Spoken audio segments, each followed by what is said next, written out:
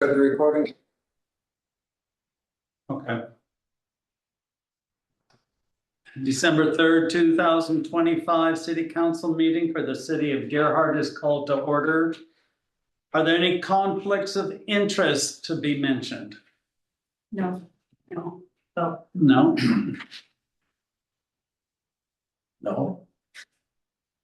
All right, I'd like to make a motion that we add to the agenda the liquor license for a special event at Prep Kitchen. They were not able to get it in time to get it added to the agenda. So if I can get a second, we'll do that at the same time we do Pacific Pickens. Second. Okay, all those in favor? Aye. Aye. Okay, so added. All right. We're going to go on to regular meeting and public hearing. Are they combined? Yeah. Yeah. So any corrections? No corrections, then I'll take a motion. Wait, What? from the minutes? On the minute. Yeah, I was confused because it starts out talking about the Hemlock right of way and then it goes into the FEMA pick'em stuff, doesn't it? And I read that wrong.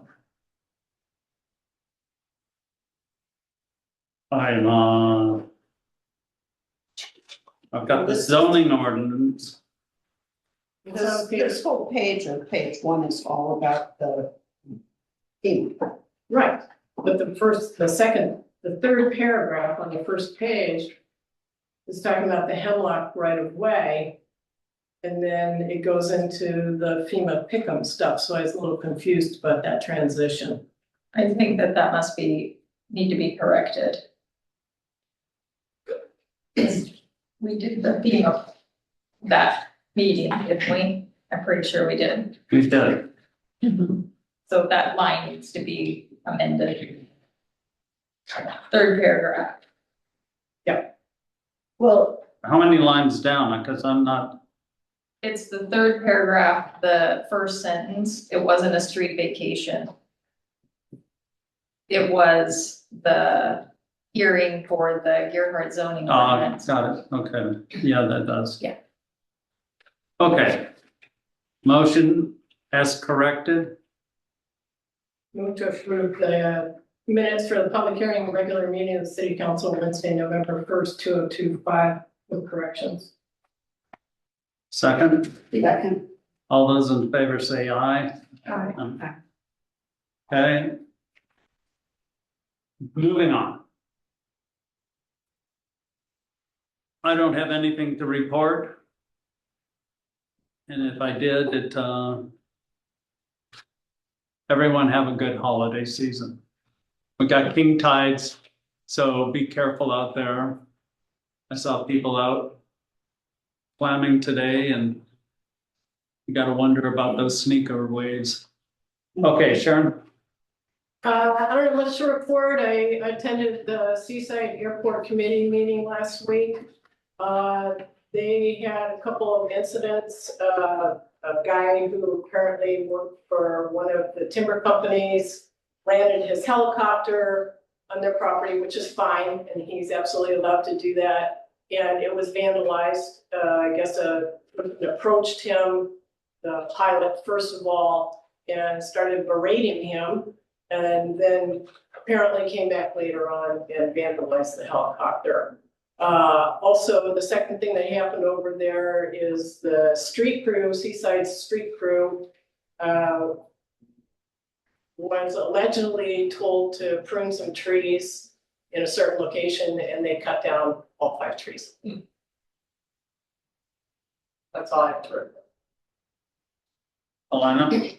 I don't have any report. I spent my time going over all the survey results. That was chatted with Sam. So I attended the LOC Small Cities meeting.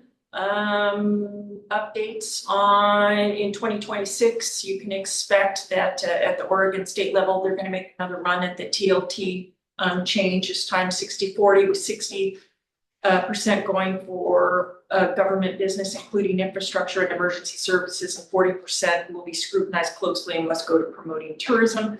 COTEC is believed to be in support of this. Received a update on the Sunset Empire Transportation District Board. They currently have 3 vacancies on their board due to resignations. They're going to be deciding at December 18th meeting who will fill those positions. Applications should have been received by yesterday. However, they did mention that this is something we need to kind of pay attention to and watch what's going on with their budgets, because remember last time when their budget and when everything went bad, it went bad really quickly. And funding issues continue to be a problem for them, although I don't know how critical they are right now. There was just some hint that we keep an eye on it. And this is something we should also pay attention to, as it looks like the no on the gas tax folks have at least twice as many signatures as they needed, and they expect by December 30th that they'll have almost 3 times the number of signatures, which means it seems likely that everything that would have been funded with that money will go on hold. The only thing that, well, there were 4 items that they weren't attacking and that they were not trying to repeal. And I can't remember what all of them were, but they were sort of common sense moves, but one of them included audits of ODOT. So in the future, ODOT is going to have to audit. However, they're still looking at trying to figure out how they're going to fund that $350 million deficit. So we should be in for an interesting winter travel season because it will put everything on hold. Got a report from the Clatsop Child Care Retention and Expansion Center report at the Clatsop Economic Development Resource meeting. They launched that program in 2022, looking for ways to assist the county in moving out of the child care desert designations that we were in for preschool and for infants and toddlers. They haven't been successful as far as preschool age children, but they're still struggling with infants and toddlers, although the situation has improved. That program was funded primarily with ARPA money, so they are looking for private investors because it was never intended to be permanently supported by the government. And currently there's over 130 families receiving tuition assistance through scholarships here. And then finally, Cannon Beach reported a tree went down on their factory building while it was occupied. Nobody was hurt. And one last thing, we got an email today from the Chamber of Commerce letting us know that in Seaside, if you go in and you fill out an applicant or a permit, those applicants, somebody is accessing their emails and is then sending them fraudulent emails trying to con them out of fees and asking them to send the money over in questionable ways. So what goes around comes around. So we should probably keep an eye on that and make sure that that doesn't start to happen to our folks also. Yeah. Merry Christmas, everybody. And whoever did the Christmas decorations, thank you.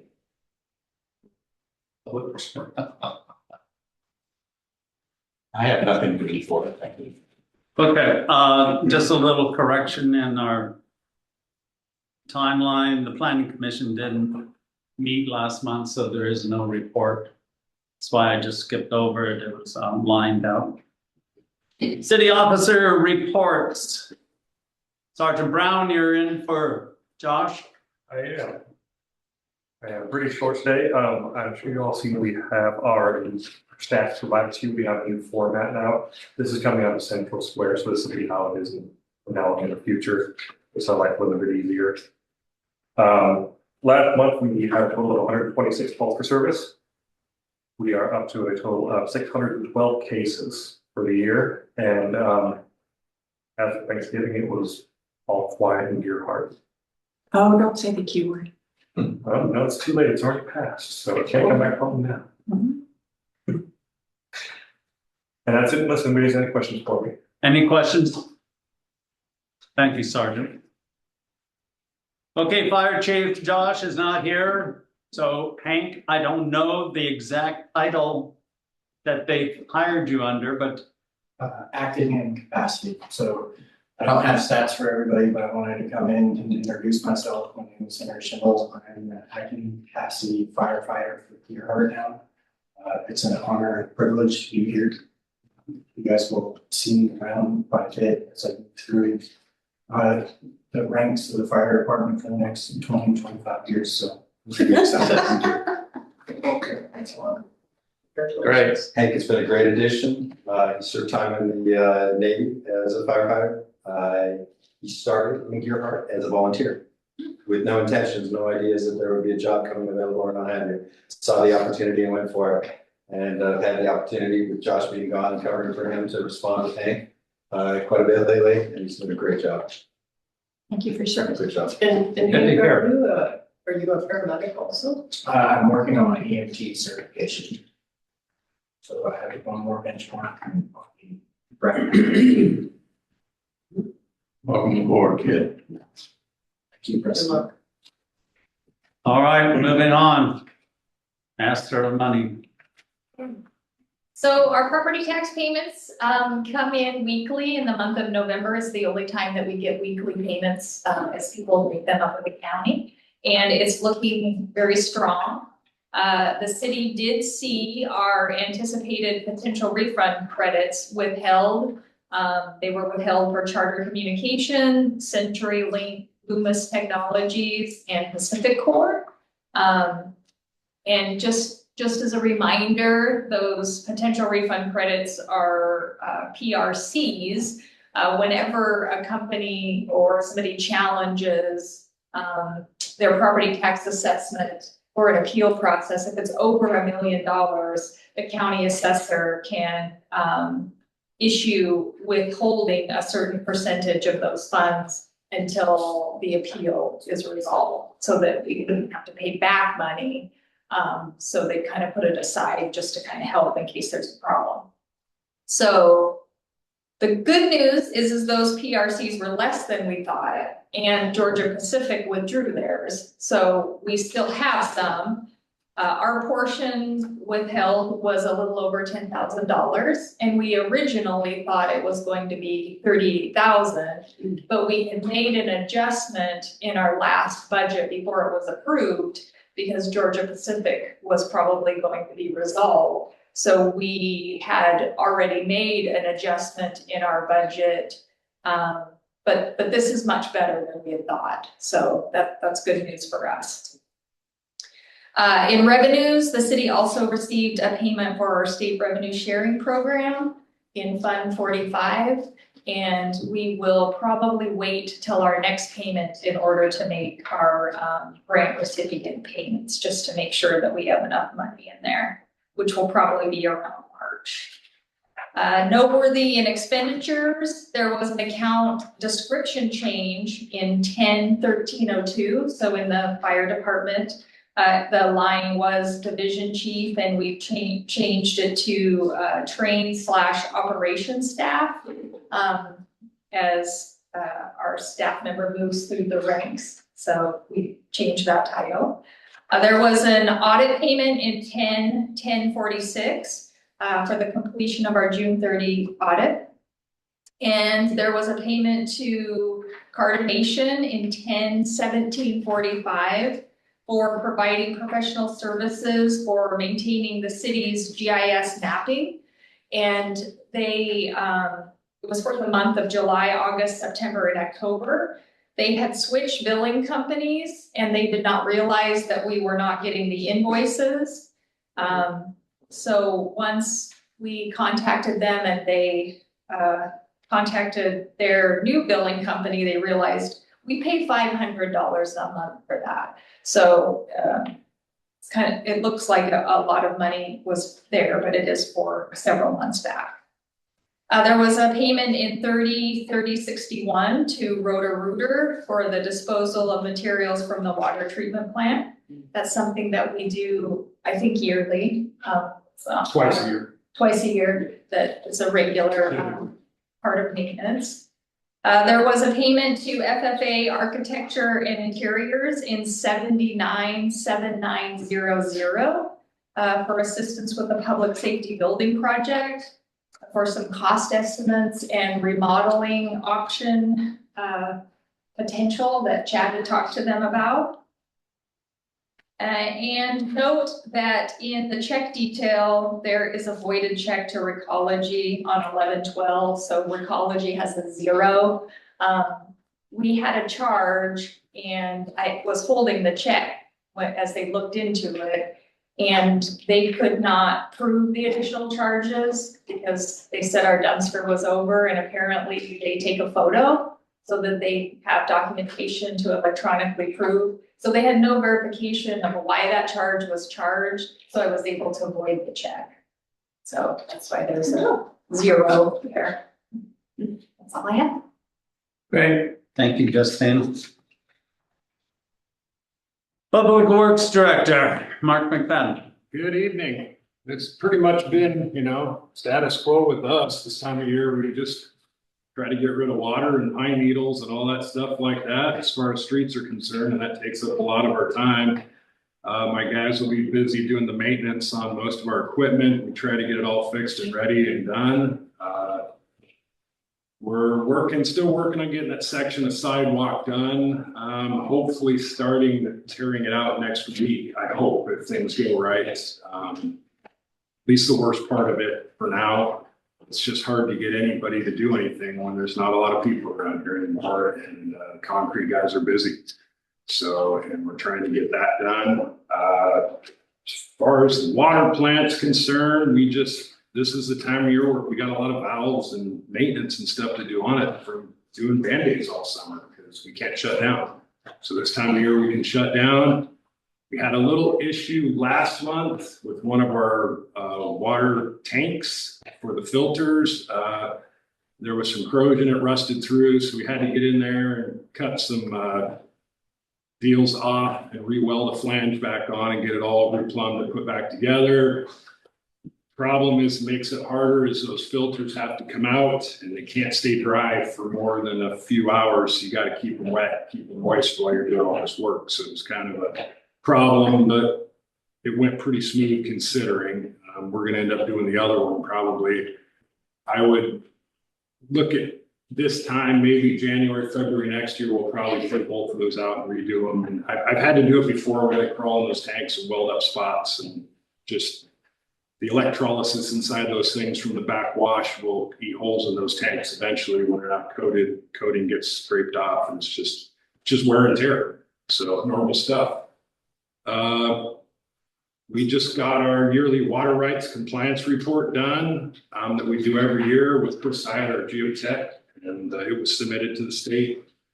Everything looks the same. If you guys want a copy of it, I can get that to you if you want to look at it. It's just a bunch of data from all these monitoring wells we have around here that we've been doing for 15 years every year. So It goes online, doesn't it? I don't know if that report goes online or not through WRD. I'm not sure. I get sent it every year, so I never look, so I don't know. So that's a major part of what we do. We compile that data once a month, and it takes a lot of our time and effort. And so that's a once a year deal. What else did we have? We've got a couple projects, water projects going on. I got a 2-inch water main extension on Nita that we're going to be doing. We're going to have a company board in. It's just to get rid of a dead end main there that's been there forever, and that new construction, they're just going to push it where we're going to have water. So we got to figure out how to get it there. So we get timing for that. We've got a couple 2-inch, 8-inch valves up on Pacific Way in Marion that they're kind of getting old, and we had some issues with it shutting off from when we had a water leak here about 6 months ago. So we've got all the parts to fix that. It's just a matter of time and fitting it in and getting it done. So it's we are really backed up with everything and trying to get everything done all at once. And it seems like every time we plan for something, something else comes up the next day. So we're going to work on that. I do appreciate my crew and what I have. There's a lot of problems going around with cities being able to keep their crews and keep the ones they have, keep good ones they have. And so I'm really happy with what's going on there. That's about all I have as far as that. I mean, we're still on the outstanding performance list with the Oregon Health Authority, which means we're doing everything right. This was the year that we do all of our chemical samplings. It's on a 3-year basis. We test for almost 70 different chemicals and everything meets the requirements of what we need to be. So we're looking good there as far as the water. So that's about all I have. You guys got some questions? Yeah. So on occasion, I see complaints about the chlorine Of smell course, yeah, in the that's been- water. Yeah. Talked to Chad about it Sure. many times. Is there anything that you would recommend that people do? Like for the water I drink, it's either I get it out of my fridge that's Sure. been filtered, or I use a pure water filter. Sure. But any other, Unfortunately, taste and odor is not a regulated thing with any kind of water system. And based on the outmake of everybody's water is different. When it comes to Warrenton Seaside, everybody's got different taste and odor issues. And there's nothing I can do about the water that goes into the plant. The only thing I can control is what I put into it. And legally, I can't change what's going into it. I can tell you what it leaves the plant as. I have monitors that monitor real time of what chlorine is, what it's doing, how much is in there. If it goes out of whack, it'll immediately call my phone. What people don't realize is chlorine at our plant leaves about 1 parts per million. We can go as high as 4 legally. The more chlorine you put in, the smell goes away, believe it or not. People don't realize that. So I can make the smell go away, but you won't like it. So there's really nothing I can do.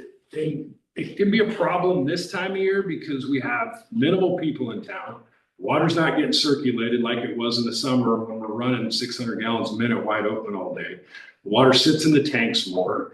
The more complaints come from my dead end water mains that aren't circulating. So, and there's a lot of factors of how far away from the plant you are, what kind of water main you got coming to your house, how many people are on your street that aren't even there, So there's a lot of these streets that up and down these dead end streets and where there might be one person living there right now. So the water doesn't circulate as much. But I have to put enough chlorine in it.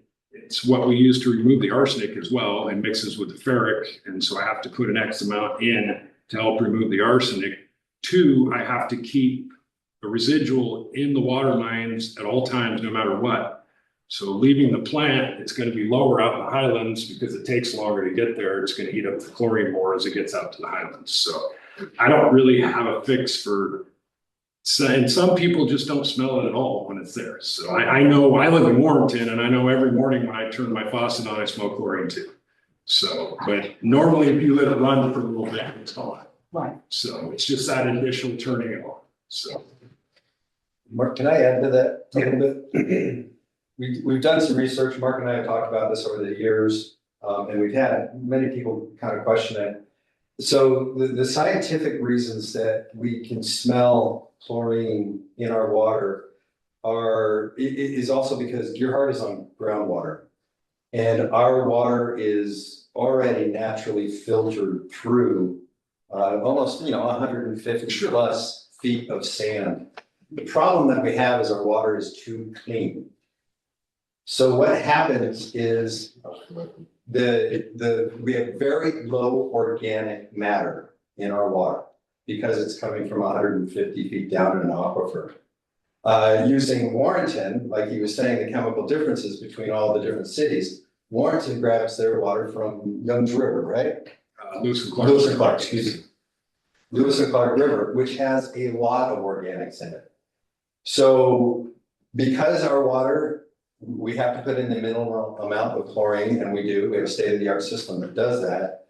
But there's no organics to change its state. You can sometimes strongly smell the chlorine. But the fact is that our chlorine chemical amounts that are in our water are less than another community who pulls it off of of a river or a surface water. Yet you can't smell their chlorine. Well, why? So let's say they have to put more chlorine because they have more organics in there. The organics change the state of the chlorine, and so you can't smell it as much. But what are you drinking? You're still drinking probably a little bit more chemical because that's what they have to do to make it work. Yeah, absolutely. Your heart's water is too clean. We have to put in the minimum So we have that. What I found is that people that put a water jug in their refrigerator and it's in there for 20 or 30 minutes, it tastes normal after that. Well, it's not even taste. It doesn't taste. Oh, excuse me, It's not yet. It's smell. Smell. People say it tastes different, but what you're doing is smelling it. You're not tasting it. So. So cleaner water, more noticeable chlorine scents, dirtier water, less noticeable scent. So it's kind of a difficult situation that we're in, but I think we're pretty lucky to have the quality of water that we have, to have the state-of-the-art system that we have, which is a fantastic system, and these guys working it. I trust, and those figures from Board of Health's department and Water Resources Division, the reports that we do, our water is in very good shape. It's just not as pleasant as some people would like, but it's a high-quality water. Thank you for Yeah. all that. May I, something, I work on water systems. Yeah, no, not yet. Yes. So where are we with the Oregon Water Resource Board as far as our 100% water rights? It's still up in the air. I mean, they're still gonna say they're working on it. It's one of those things where I don't expect anything for at least a couple of years because they're so backed up. So they've got some issues right now going on in Eastern Oregon where people are fighting them. So, and that's a priority for them right now. So I don't, it's just my opinion. I could be wrong. They could tell us tomorrow something, but I just don't see it coming for a little while. I think we're still on the bottom of that list. So. Councilor Deborah, I checked in on that last month, and I asked them to just give me a little report of where they're at, and they haven't started on the process. They said when we initially put in the water rights application, it was between 6 and 9 months. I think we're at 7, closer to 8 months now. And they would let me know when they started working on the project. So I don't think it's started yet. I don't even think they looked at it yet. So I mean, that's my honest opinion. But I mean, they'll get to it. But there's a lot of people in line before us, I believe. So. Okay, thank you. All right, any other questions for Mark? Thank you, Mark. Yep. City attorney. Good evening, Council. Chad Jacobs from the Interim City Attorney's Office.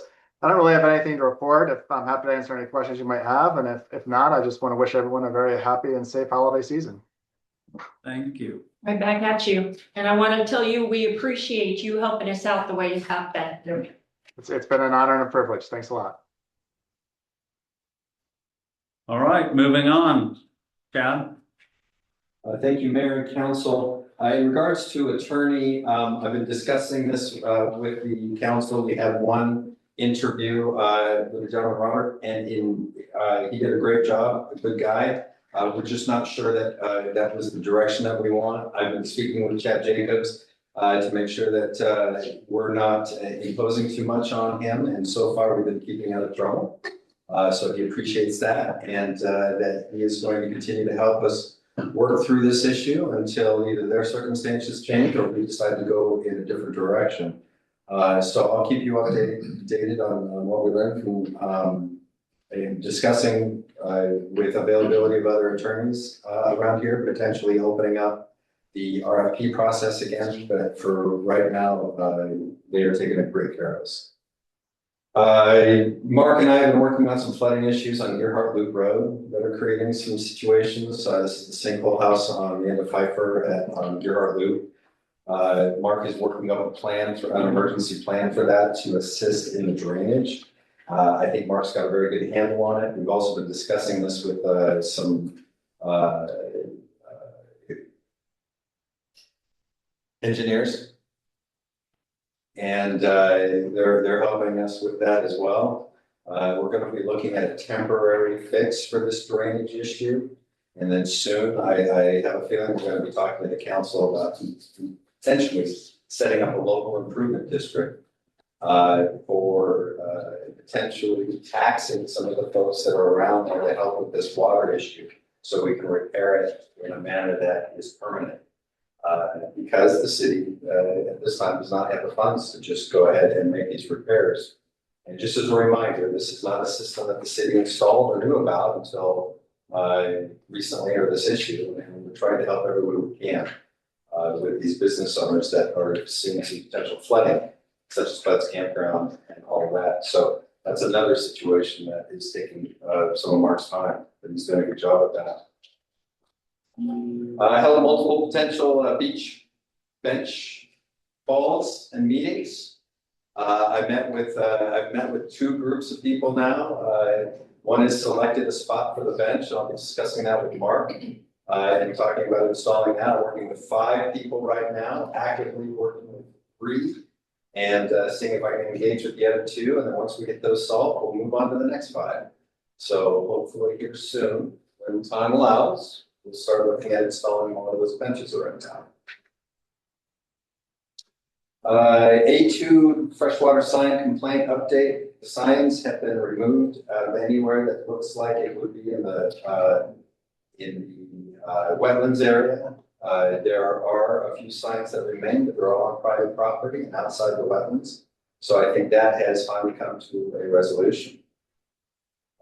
Been busy with multiple tree and dune permits in November, measuring a lot of trees over the last 30 days, kind of working on those. We had the 13th Street fence complaint issue, the beach access on 13th Street, and we worked with the state and and found that everything that was done was legal. That is private property, and there was really no issue with legacy trails or that sort of thing. That whole area, including 13th Street and the area where the fence is installed, is private property. The fence was installed correctly, and they also installed the fence in a way that the fire department can actually get through there in an emergency situation by using fence sleeves so that they can be pulled out.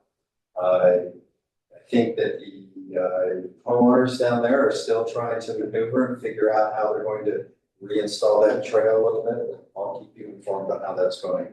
But so far, nobody's done anything illegal.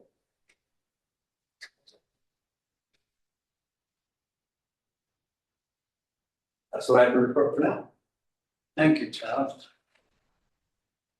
All right, moving on to visitors, North Coast Land Conservancy Directors, Mark McLaughlin and John Wickersham, Second Street. Yeah. Memorandum of Understanding, agreement. Come on, guys. Best place, should I stand, sit, doesn't matter? Doesn't matter to me, Okay. if you want to sit right there, or Sure. if it's easier for you to sit. Yeah. Okay, move closer or stay here? It's good. Yeah, good evening, everybody. I'm Mark McLaughlin. I'm the Conservation Director for North Coast Land Conservancy. I did share a slide deck with the city, and it's on the supporting documents. So I'm not going to read through the slide deck, but there are some things from there I want to touch base on. And so happy to be here tonight, just to talk about North Coast Land Conservancy's vision for protecting the Ecoxy Creek and how we might be able to establish a partnership with the city to be able to do so. And so I'm going to start a little bit just by talking about the background, just to provide some context about who we are and the kind of work we do. So we're a land trust. We've been working for about the last 40 years, protecting land from the city of Astoria down Lincoln City from the Cliff Range up to the near shore. And we've been able to protect nearly 22 square miles of land within our service area over the last 4 decades. And that is through either direct acquisition of properties or through facilitation work where we support communities or tribes to have lands for those organizations and entities for any particular reasons, whether it be protecting drinking watersheds or storing ancestral homelands. So we don't just buy land, but we also help others protect land as well. And so within kind of that framework, we hope that we can provide some sort of pathway and framework of a collaborative partnership with the city in protecting more lands along the Ecoxy. So while we do work within 2,600 square miles, is our service area, so it's very large. We do have a conservation plan where we prioritize certain areas where we can focus our work and make a dedicated impact. And so the conservation work that we do prioritize are areas like the Mechanical watershed, which Neocosky Creek is a part of. And so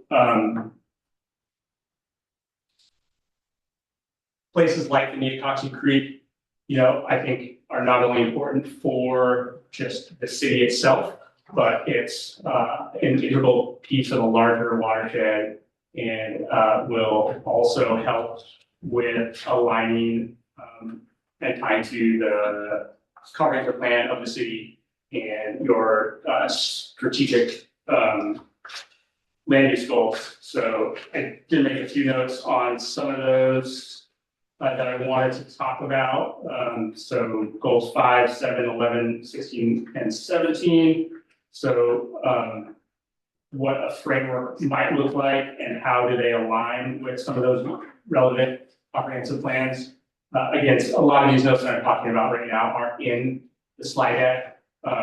But as facilitators, what our organization is able to do is we can provide certain skills, certain technical expertise, certain support to fulfill a common mission and a common goal. So a lot of the times in direct conservation, right, that's helping others acquire property, and that can be through grant writing, through title review, any due diligence issues that come up. So we can help also with planning and prioritization. How do you get about fulfilling the goals that you want to achieve?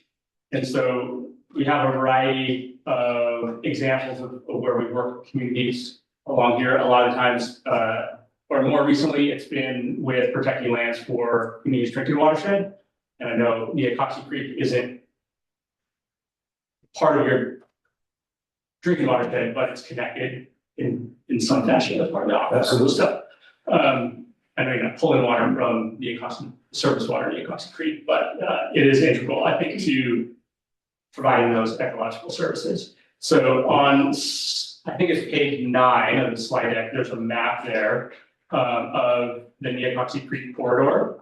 And so it's kind of small probably on your printout, and sorry, I can send you a file to be able to look at this, but really what we see is you can see the green outline, which maybe is hard to see with the green forest and creek there, but there is a large swath of undeveloped land right along Neocosky Creek, right? So we do see that as a corridor, as some pieces of connectivity of undeveloped land. And so there's opportunity to protect those lands in perpetuity should any landowners want to be able to do so. So that's what we want to try and create. We're not trying to prevent development from happening, but if there are willing landowners that want to donate land or transfer their land for conservation or protection or as open space or even potentially parks, we want to help whatever the city's vision and goal is. We want to be able to help you all achieve that. And so there was some example in the document too about what a framework might look like. And so really what we want to work with the city to figure out first, what are the city's goals and how do they align and how can we support the city fulfill those goals? So what we're proposing is a partnership that doesn't include grant writing or fundraising, but can provide a variety of technical expertise, whether it's helping identify, prioritize properties, or doing some environmental assessments and a lot of due diligence title work, or things like crafting a donation agreement between the landowners and the city. So if the city is open to basically holding lands for open space for protection, we want to be able to work with the city in a collaborative process and help you all achieve that. So first, if that is a vision that you want, we're more than willing and happy to donate our services to work with you to achieve that. So we do have I think we have a good opportunity to if we are able to establish the structure or process with the city. We have our property that we just recently acquired that we're donated on 2nd Street. And we think that could be a good example and a good template of what some future donations might and protected properties might look like. So that's kind of why we're here. First is just try to show what our vision is, where can we work together on a shared goal, a shared vision, and just, reminders that we want to be part of the solution. We're not advocacy group, right? We're not telling you what you should do. We want to say, what do you guys want to do? What's the city's vision? Do our visions align, and how can we best support the city's goals? So, Can I add something to that, Mark? Sure. And I wanted to just explain this to the council. Mark and John had provided the documentation that I put in the city council packet before I left on my days off. And I'm not sure that was ready for public at the moment. I think that what they're talking about is having some discussions, figuring out how to get there and working with the city. So that is not up for discussion tonight, that agreement, although it's probably going to be a framework for something that we work on in the future. How would you do you have any ideas of how to get the community through this, or through the council, through this discussion moving forward, whether that be a work session or? Yeah, we can do anything. So first, it's kind of a first job is does the city want to be involved in protecting landslide epoxy? Right, so that's kind of the first question. And if so, what does that look like? Because we see it as a valuable area to protect, but also for our organization, it's hard for us to protect these lands, because a lot of times our acquisitions are grant funded, and grants typically are not wanting to pay a high value for these properties because they are residential lots, right? And so the price per acre, it's just not attractive for a grant to say, hey, can we spend, hundreds of $1,000s on a half acre or a quarter acre or something like that. So just, they're not going to be competitive grants, right? So, to just keep that in mind, that really what this is more looking like is, and it does kind of align with your ordinance 952, because all these properties are within the flood zone, the AE zone. So it's just getting a framework set up to where if any landowners want to donate property, we want the city, should the city be open to accepting donations, we want to help the city with that. So what that might look like is, first, again, the city kind of having a discussion about, do you want to be involved in protecting those riparian lands along the creek? And if so, then what does a partnership with Northwest Land Conservancy look like? And so, the mutual agreement, the MOU that was shared, I should have been more clear. It was an example, not a draft. So I put the wrong word on that. So my apologies for that. But that's just an example agreement that we've used in the past with other partners. And so that's the kind of language what it might look like. So just identifying a framework, clarifying what the scope of work is for both the city and NCLC, and how do we achieve any common goals. So a work session would be fine, multiple minute, sessions within a city council meeting too, back and forth about language and any agreement should that be a pathway forward. And then our hope is that if we're able to create a pathway forward, that we'd like to be able to use our 2nd Street property as kind of like an example of what does a donation look like? What does that lift look like? Do you need to include any sort of deed restriction language from those lands ever being developed in the future? And that might be different for different donate lands, right? Some landowners might want that very specifically, other landowners might not. And the city also has to think about, well, what is your vision now, but we're land trusts, so we think about forever. And goals and visions can change in a century. So you don't want to tie your shoes too tight and not be able to do things you might want to do in the future. But if you're able to protect land now, I think that's a good thing. So That's yeah. great.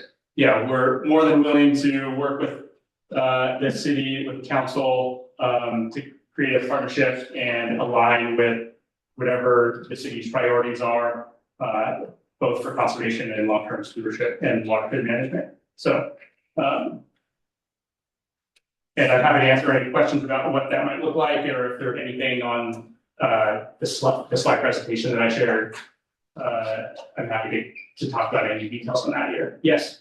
Yeah, I have a quick question. Sure. So you own the property on Second Street outright? Yes. So what you're saying that you ongoing grants that you would have to write, give me an example of what you would write a grant for is in regards to that property. Not for that property. So that property was very, very unique. We've really never had donation property occur like that. So that was fully community led. There were members of the community who were able to essentially raise the funds by themselves.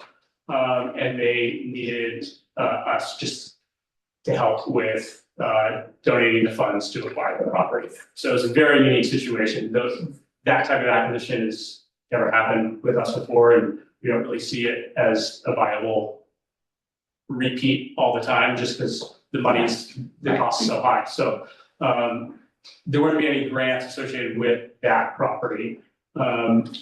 Although as part of our ongoing costs, just moving forward, stewardship and sort of management of the property in perpetuity, right? We raise funds for that as well. Do you have insurance on the property? Yes. Any other questions? Yeah, so the transfer of the Second Street property to the city, is that based on this memorandum of understanding, or does that happen? Can that happen before we? I mean, it could happen before. So whatever the city feels best, I think it might be good to establish, that framework, that scope of work first, and then kind of use it as an example, but it doesn't have to follow that path. The city is wanting to have that land, and is willing to accept it. We could donate it. So it doesn't necessarily have to be within this framework, but we just thought it might be a good example of what something might look like. Okay. And you all stepped in, correct me if I'm wrong, you all stepped in so that people who donated money to the Second Street property could claim that as a deduction on their taxes, right? Yeah, which the city could do as well. Right. Is my understanding, right? And so, but there's just a lot of work that needed to be done just with title review and, environmental site assessments and things like that, right? So that's the technical expertise that we could provide. So if somebody is willing to donate money to acquire a property, they could do that with the city, and then we could step in and help and fill some of those knowledge gaps. So. I'll just say, in lots of cases, right, cities aren't set up to accept donations or track donations, and so that's one thing that we can help with. Is really because that's what we do day-to-day operations, right? So that's one way, due diligence, acquisition, that kind of thing, but then also on the back end of donation tracking, because you have to send in follow-up letters and thank you letters and those types of things. And so we can help with all that too. So I don't want to rain on everybody's parade. Yeah. I mean, I've known Neil Main for a long time. And the guy that actually got him started was a fellow named Spencer Beebe, who started the Nature Conservancy. Yeah. And I really respect what you guys are doing. But as far as the city of Gerhart is concerned, my opinion is this is a zero net gain. This is an added expense to our pocketbook. Right. You guys, this property here had taxes paid on it since the inception of your. Okay, now you guys have taken it off the tax rolls. We haven't, no, Well, are you guys paying the taxes on the property? we did, yeah, for this last year, Okay. And you plan on doing that in the future? potentially, yes. Okay. Thank you. But yeah, I mean, that is a question for the city, right, is land that could be donated could potentially be taken off the tax roll, right? And so and that is something you have to balance. Yeah. Most certainly, right? You know, the counter argument might be, or just another point of view is, well, it's hard to quantify kind of those ecological services, like, you know, protecting cleaner water or having just open space, having green space around. Those are the things that are always hard to quantify in economic terms, but they certainly can be an added benefit for a community, and if the community wants those things. So I do understand though, yeah, there could be some additional financial burden for the city in those situations. But again, that's just something that the city has to try and balance. It's like, again, how do you quantify all the positive things that having open space is? It's hard to do. It's hard to say like, this tree is worth that amount of money, right? Yeah. Other than. But I mean, your plan is to donate that property to the city and have the city maintain it and everything else. We just heard from Mark McFadden. I mean, he's got a limited number of employees. They're just busier than anything. And to add another burden on top of that, I don't think it's, from my standpoint as a council, Right. I don't see any advantage to that. If you guys want to maintain the property, you guys want to take care of it and everything like that, that's fine. But I don't think that the city, personally, I don't think we should enter, an agreement where we take all the expense. In your experience, what type of maintenance would that property require? I mean, really, it's yeah, in our long-term stewardship, we kind of have three different elements. If does the property need just protection, where we just let it do its thing? Is there any sort of light restoration that needs, or does it need just active management?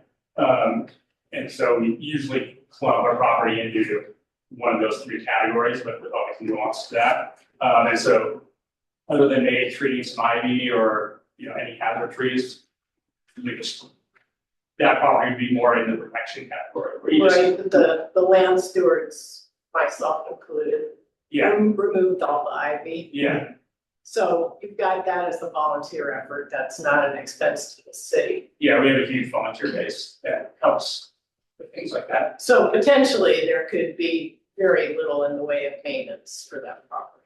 For that property, yeah. And I would say generally most of the properties along the ecoxy, we would categorize as protection, which essentially we would just let them sit there. We would have no maintenance at all, right? So, but I mean, that's a larger conversation too, in terms of, that's why it'd be nice to be able to have a work session where we can sit down and talk through these things together. Yeah. And make sure that, there is some overlap there and there's some mutual understanding and agreement. So we look forward to continuing the conversation. All right. Sounds good. Thank you. Yeah, you have my email that's on the front of that slide presentation, so feel free to email me with any additional questions that pop up, on a Saturday or Sunday or whenever. Thanks. Yeah, Appreciate it. you're welcome. I also have a copy of our conservation plan, so I can leave that with Chad, just so you guys have a copy of that. So, yeah, All right, thank you, gentlemen. yeah.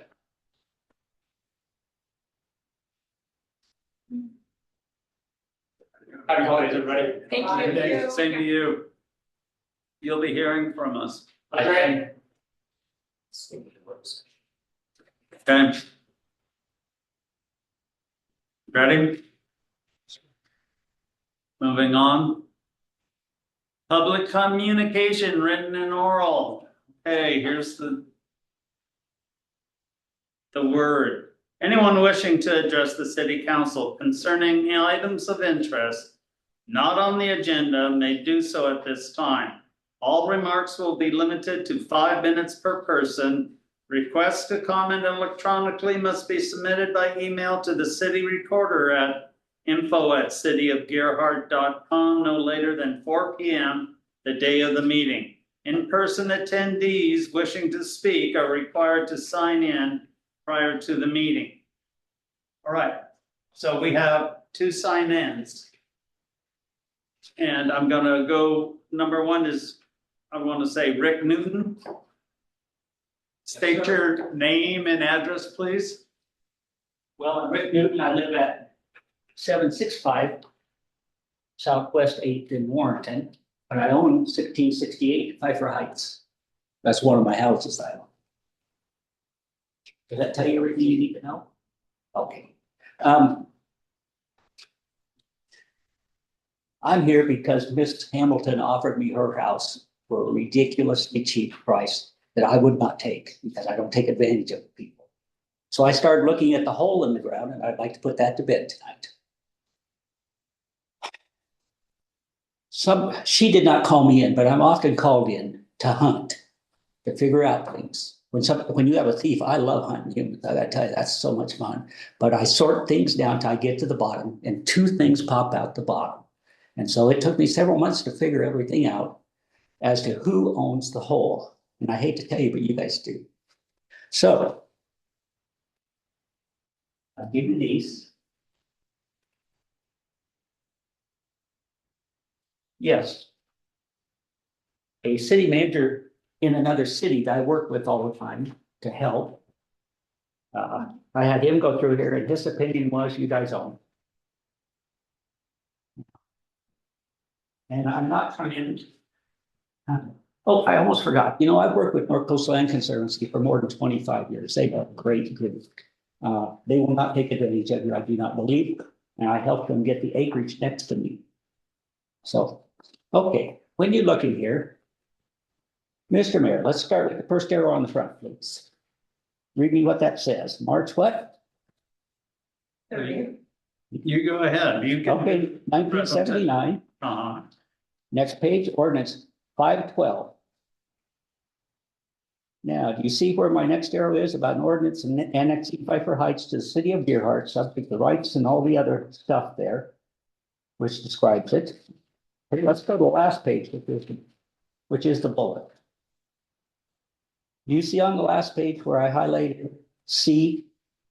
Staff report was favorable in that it appeared that the income to the city would exceed the expense in providing city services.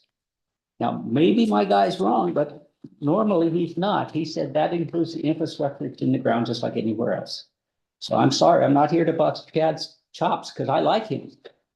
But when you do investigations, you can't change how you look. So I'll let you guys figure out what point you come.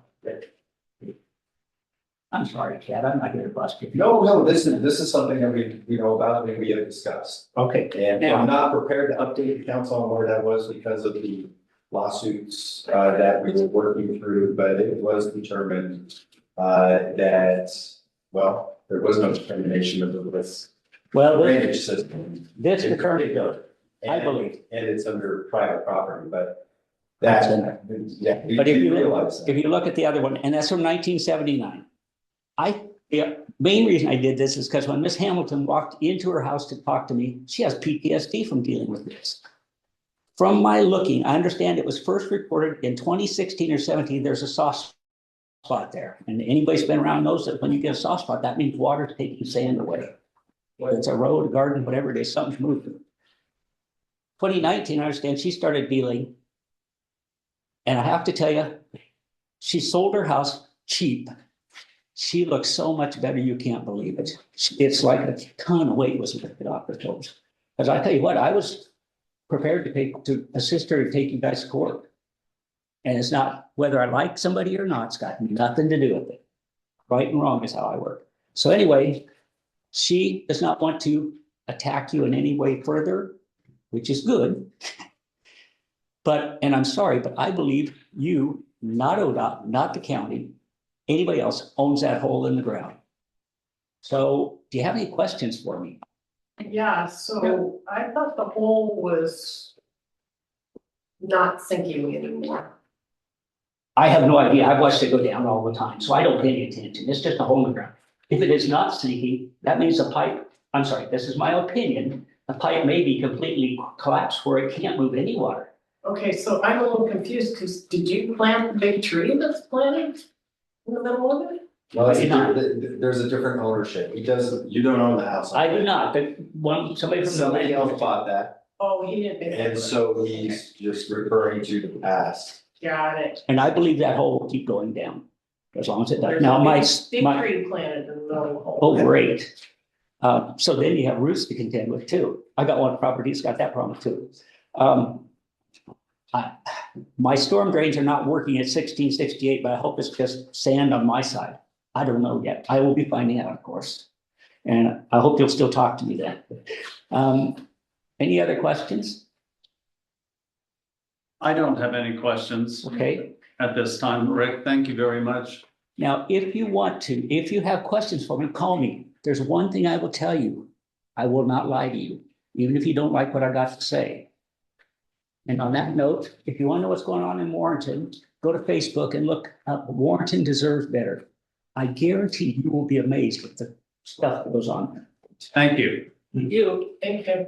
I'm sorry, I need to run because we're providing the life care for Patty's brother. I need to run. Okay, Thank you. thank you for stopping by. He did provide his information. Okay, And you'll forward this stuff to our other chat and we can look at it, make sure that there's nothing that is wearable. Yeah, and update Chad, because this was one of the last cases Peter worked, we had resolved the legal issues, we just hadn't resolved the fix for it, so that will be. Okay. I'm Thank sorry. Oh. That was hard after do Monday. And You too. thankfully, you're one project dance studio Blue Warren, and that's a great asset.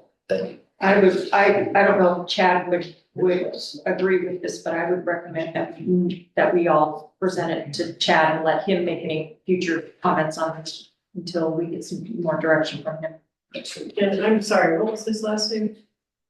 Newton. Newton. NWTON. Okay, moving on. TJ McDonald. Yeah. Hey, your name and address, please. Yeah, it's 3007 Pine Ridge Drive. My comments are relative to what Chad was gonna present, so if Chad's not gonna present anything, then I'll hold my comments. He hasn't had a chance to speak yet, and he told me even for me that he was going to give a report. Is that gonna happen, or Yes, it's on the agenda. when does it happen? New business at the end, community survey results. So we've got a few things to go through that I think we'll be able to get through fairly. I'll wait for your comments. Okay, you know, this is your time to comment now. And there Well, won't it's be. hard for me to comment because I'm gonna comment about a survey that went out, and I don't have the results. Right, but the thing is, your comments are limited to things not on the agenda. So I have to stop you and say, you're not going to comment on something that's going to be on the agenda and reported to on the agenda. You're allowed to speak on items not pertaining to the agenda. Now,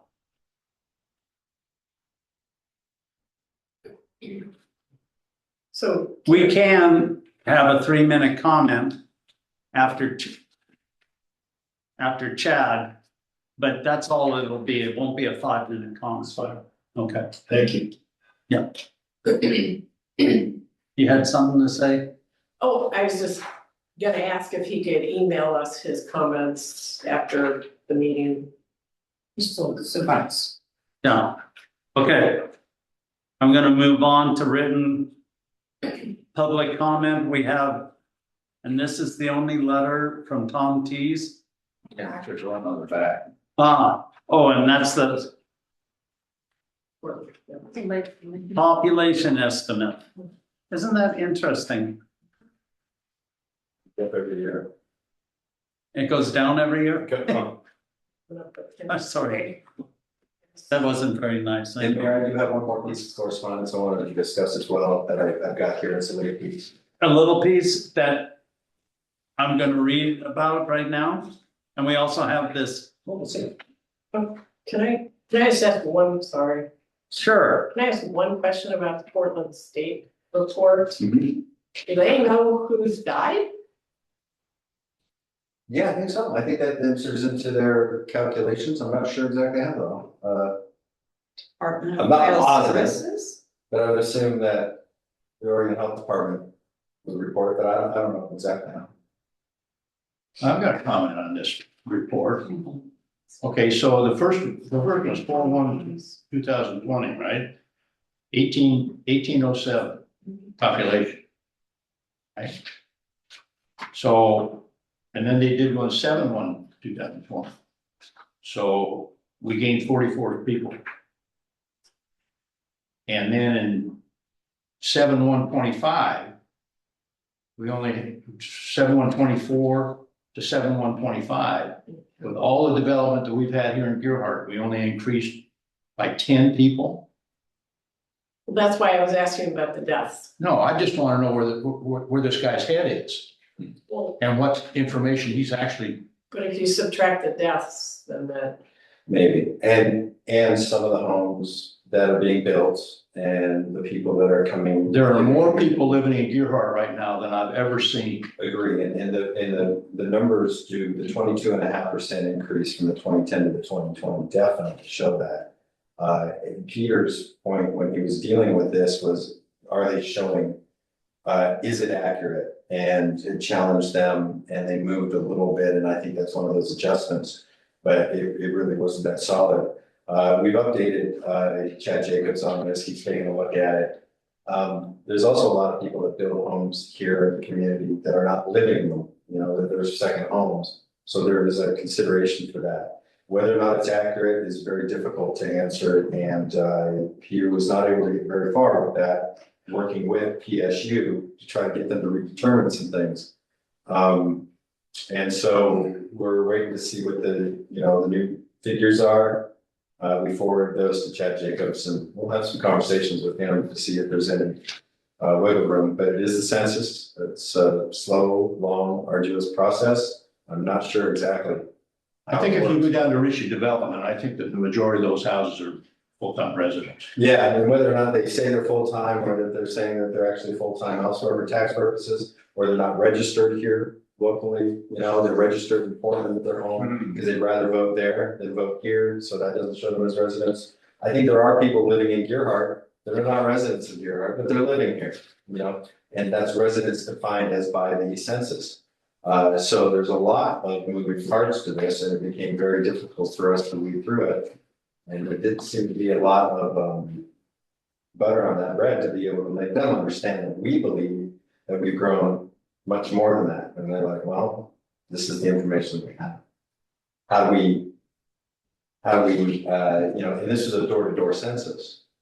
And then they spent months and months going to homes that did not respond. And then they came up with the numbers. We don't agree with them, but I'm not sure that there's much that we can do. Also, Well, have them go around door to door, not in winter, but in the summertime, that was an issue as well, yeah. because good gosh sakes. Mhm. Okay, so moving on. The next, was there another question? yeah, I just wondered if what we want to do about Tom Tease's request. So I noticed that. I noticed it too, but there comes a point. It didn't get so loud that it bothered my concentration on what was going on. And if it bothers a counselor, they need to let me know and I'll gavel them down. Okay, I did stare them down a couple of times, and that did. When you have two people that have no common sense, they're just gonna sit there and do their okay, little, so for future reference, if there's just let me know right in real time. in real time and I'll gavel them down. Thanks. I have a certain amount of patience, but they were trying. And this is all about the two women who sat in that back there and just talked to each other. No, not you, Lee. But they just gabbed like they owned this building. They were very rude. And I can tell you their names. I'm not going to. If they were here, I would. All right, so the other letter is a false survey claims letter. And this is brought to us by Jack Zimmerman. And he quotes that there was no social media misinformation and that we were making false statements about what our AI came up with and the fact that there was misinformation and dishonesty remarks on our survey. Chad, I would like you to go over this for us. Yes, sir. So this was a message that was received, and does everybody have a copy of it? Yeah. Okay. This is a message received on Saturday, November 29th, after the update that I gave on the basic information on the survey. And he just said that certain statements by the city administrator during the council's last work session have been published verbatim on AMFOG. The CA's false claim was published and fact-checked by AMFOG by independent reviewing and documenting all responses to the survey. The entirety of this review has been circulated to all social media groups and was received very critically. He said, my survey responses show clearly and confirms conclusively that Gerhard is known for years that voters are sick of the false narratives. He took exception, he gave me a rating of 100% false or 4 Pinocchios. And what he found is that he reviewed all 494 written comments, that was the 119 plus the 375 for the public safety building survey. And what people actually said were that they were comments complaining about social media misinformation were 0. And he went out to all of the social media groups. He reported this. He said that it was false what I said. And I didn't have the information right in front of me during that last meeting to go into detail, nor did I. It was a mention that some people did mention that there was a lot of misinformation on Facebook. So when he came back to me, gave me 4 Pinocchios of 100% false and said that he went to all of his social media groups and reported how wrong I was, I replied back to him. My reply back to him is, hi, Jack. I need to address the claim there are 0 comments complaining about social media misinformation. That statement is simply not true. Below are the direct quotes from the survey taken exactly as submitted, showing this misinformation, rumors, and misleading Facebook posts that were a major recurring theme in the community feedback. Now, I'm not going to read them all, but I think there's about 25 of them or so that are in here. And they read things such as the online comments on Facebook have been all over the place and full of wrong information. There's so much misinformation being spread, it's hard to know what to believe. Lots of rumors going around and the city isn't correcting them. I think that's more on us than it is on them, but there is false information going on. People online are telling lies about the project. Someone on Facebook said the city already bought the land. People are saying different things about the cost. I keep hearing you've already chose the park site and the survey is fake. The process has created many more conspiracy. The rumor mill is out of control. Facebook has made the whole thing worse. The city needs to push back harder on false info going around. Rumors are getting in the way of discussion. Too many people think the survey is a joke because of what they read online. I didn't fill this out because of the Facebook drama. Social media has turned this into a circus. People say the survey can be filled out multiple times and that it's rigged. Some people on Facebook claim they completed the survey multiple times. And then there was another one here. It was like, hi, thanks for doing this. My preference would be option A. I don't know who this person is, but this is the comment. For many reasons, mostly though it's financial, more suitable, I believe the city should maintain it. But goes through what his thoughts are on his option and his choices. And he says, I hope the city council will ignore the noise online, Zimmerman, etc. It is largely misinformation and potentially divisive. This is disappointing to watch. I've never had to go out and really kind of challenge somebody on these statements. I know what happens on Facebook, and there's a lot of misinformation that goes around, there's stories that get bigger as they're being told, or people that don't have the information. But I can say, Jack and his group has not come to the city to ask us any questions about these issues. There are, in fact, a lot of people that were upset about Facebook. There are some people that were upset that we didn't push back hard on Facebook and those social media things. But I can tell you, in my experience of working with Facebook and the way that the people, some of the conversations go in some of these groups, and I'm not identifying any of them, is that as soon as you bring up a Facebook, any information that you want to or correct something, the attacks then become very personal. They're not about what's in, what is actually real. It becomes a destroying of persons online. And so I really stand back from Facebook because I don't like to get into it. I think it is a good information source, but I just wanted to bring up that his giving us 4 Pinocchios, specifically me, and 100% false, is not true. He, to my knowledge, hasn't retracted that. I offered to have him come in and discuss this with you in the council during this meeting, and he's not here today. And he may have good reason, but he didn't respond. So I just wanted to clarify that for the city. We're working as hard as we can to try to get as much information out. There is some people that feel that Facebook is part of the problem. There's many things that are difficult about the situation.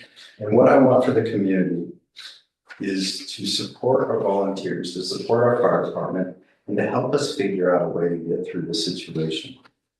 You folks have done a lot of good work, and I don't want somebody kind of ripping down the city and the council and its staff when it's just simply not true. So Thank you. Believe nothing of what you hear.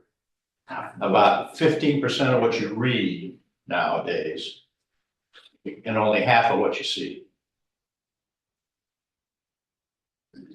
Okay, we're gonna move on. Next is ordinance and resolutions, ordinance 952.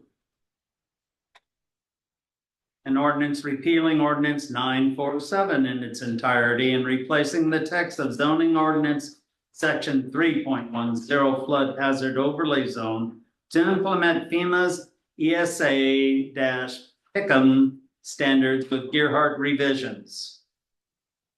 Now, we've already discussed this. We've already read it once. We're going for a second read by title only, and then it will become law, if you will, in 30 days. Can I get a motion to approve ordinance 952 based on the findings in the staff report, repealing ordinance 947 in its entirety and replacing the text of the flood hazard overlay zone with Exhibit A?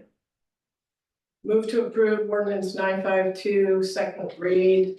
An ordinance repealing ordinance 947 in its entirety and replacing the text of zoning ordinance section 3.10 flood hazard overlay zone to implement FEMA's ESA-PICM standards with Gearhart revisions. Can I get a second? Second. Any discussion? All those in favor say aye. Aye. Against? So. I'm abstaining. Okay. You got that, Justine? Moving on.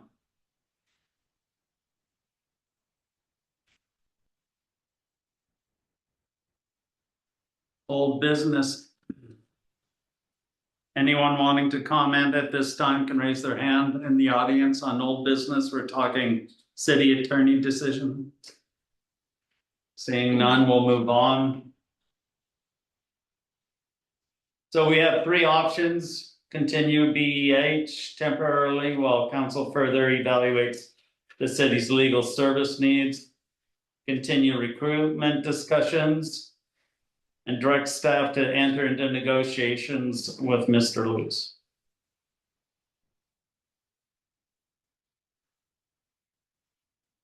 Does anyone have anything they want to say? Well, Have we had any other applicants? No, sir, but the RFP period of time is closed. We've not reopened it. I personally would like to see the RFP be opened again. I would like to, as much as I like Mr. Luce, I think we need to have someone in state that may have a little more experience with Oregon law, because not having any experience and working with two lawyers from this firm is just, I don't think it's viable for our little city. Well, why don't we do this assessment of what our long-term legal needs are? Why don't we start there? If the BEH is willing to cover us until we have a more clear picture of what our needs are, you know, for the next 5 years or so. Why don't we do that? And from there, if we need to reopen, I mean, if we need to reopen the RFP, we can do that once we know what we're gonna ask for, because we may wanna change the RFP based on assessment. And as far as Mr. Luce goes, I would keep him in consideration, but I would wanna interview the land use attorney first. I mean, I think we would need to interview his partner for sure. I agree with all of the comments. I liked Mr. Luce a lot, but I think that the learning curve would be difficult for a little city like us. And as much as we rely on our attorney as an integral part of the team, they have to be able to hit the ground running. And we rely on them to tell us a lot of information we don't know. We don't have the time to tell them information that they should already know. So and BEH has been doing a phenomenal job and is hanging in there with us. So I agree that we should assess first, figure out what we need, get better information before we go out for another RFP. And I don't think putting out an RFP after one just closed is really gonna give us the best results anyway. I think we need to wait a little time. Okay, so if I'm understanding what we're doing, we'll put on a future agenda item to look at the RFP again? No, we need to have a work session so we can figure out what it is we want. And then we can put it on the agenda. What Because our needs are. Yeah, I was kind of gonna use the RFP process to do that, but I agree with you, absolutely, sir. So the RFP could be a vessel to help us make some right, as well. it could be a guide A guide. to where we want to be when we get on the boat. Okay, we won't be able to get that on this next work session agenda, which is going to be on the 30th of this month. I'll be at the 5th Tuesday, right? There might be some date issues. I'll get that out to Chris to make sure that we can get that in there. We have a couple of issues we need to take care of on that agenda, which is potentially in a future action, to discuss the future action options for the fire station and to work on contractor work hours ordinance is something that we need to get involved with. So we'll put that out for a date for you to choose from, and then we'll look at scheduling another work session with that as the agenda item. So you're thinking January? I'm gonna have to spend some time to figure out the schedules, But Did you not, say- not December. not December. Okay. I don't think that adding a third item to the December thing. Okay, would be beneficial. that's all I needed to. I'll work with the mayor on that, and we can make that determination, but we get 3 items on there, it'll be a very long meeting anyway. We've been putting off the contractor work hours for long enough. Yeah, I'd It's like to time to get get that working on that as well. Yeah, I'd like to get that resolved. But we had that pretty well lined out because Chad had given us the things to consider. So, I mean, we can all pull that document back out and read it and review it and kind of get our thoughts together.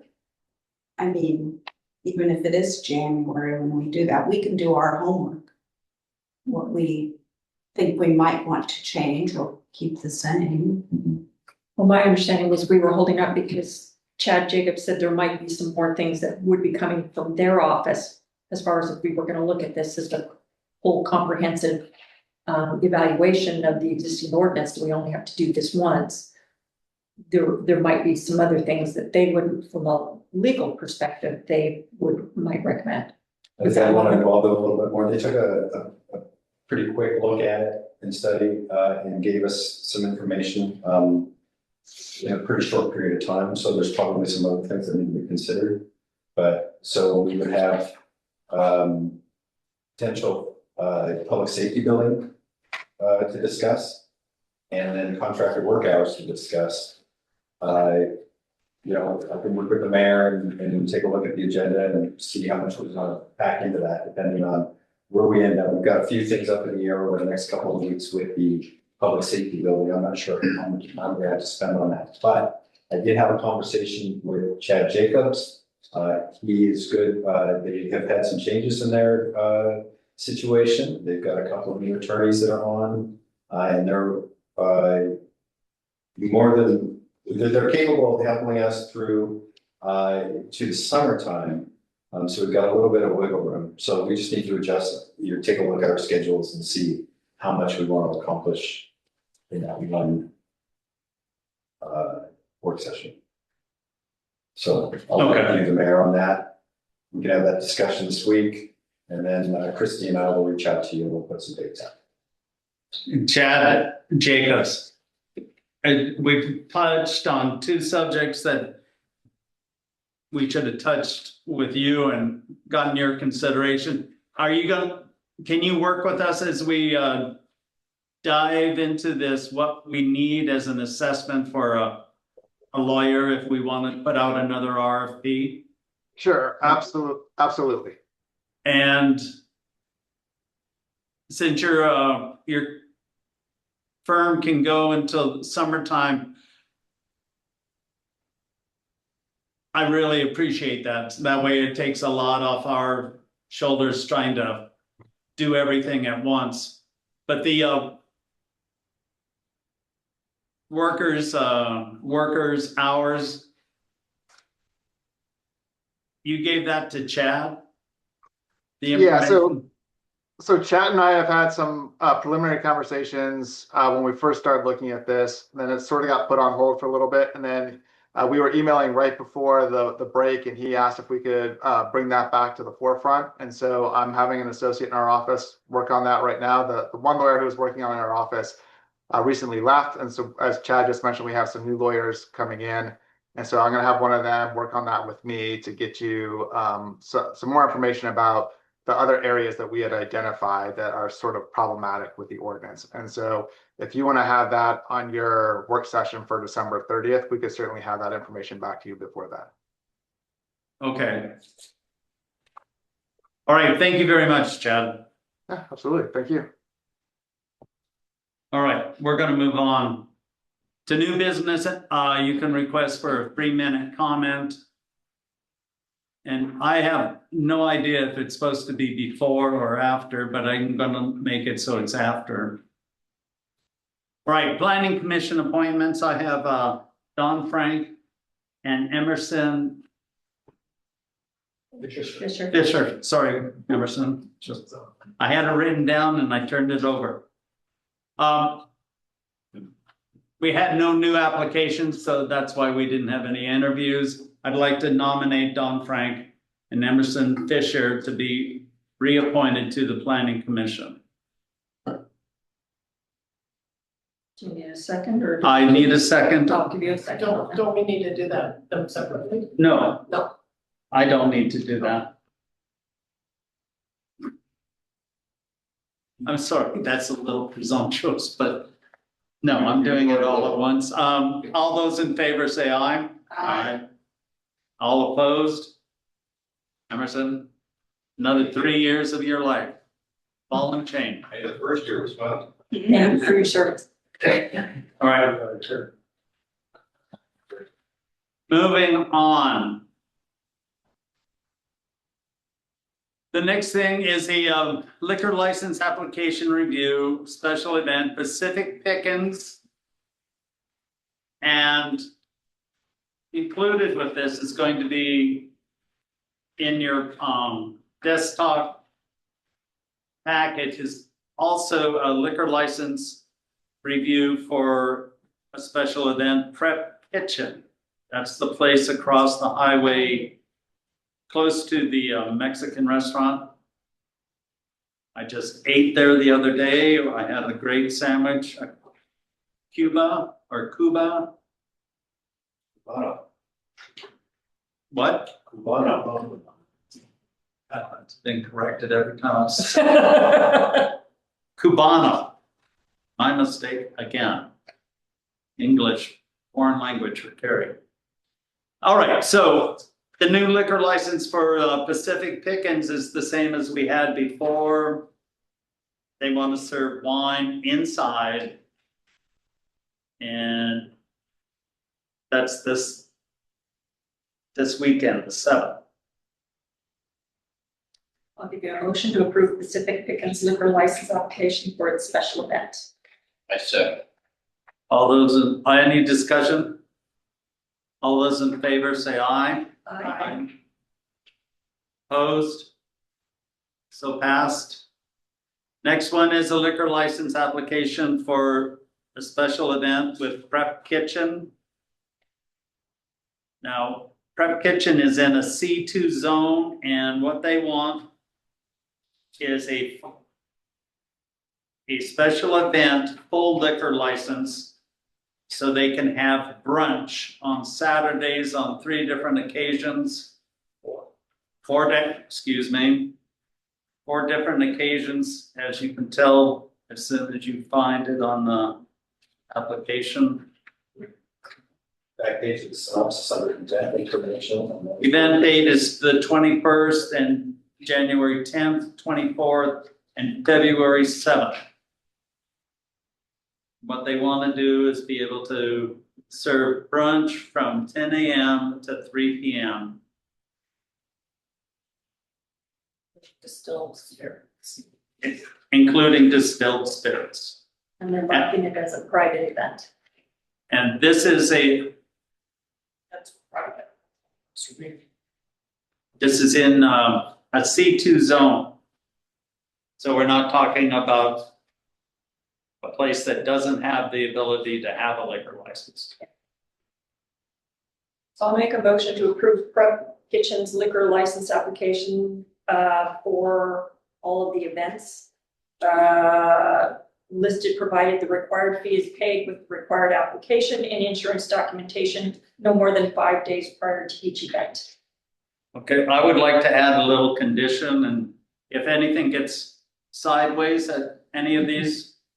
Do we need to get somebody to second it before we make the change? Oh, I'll second.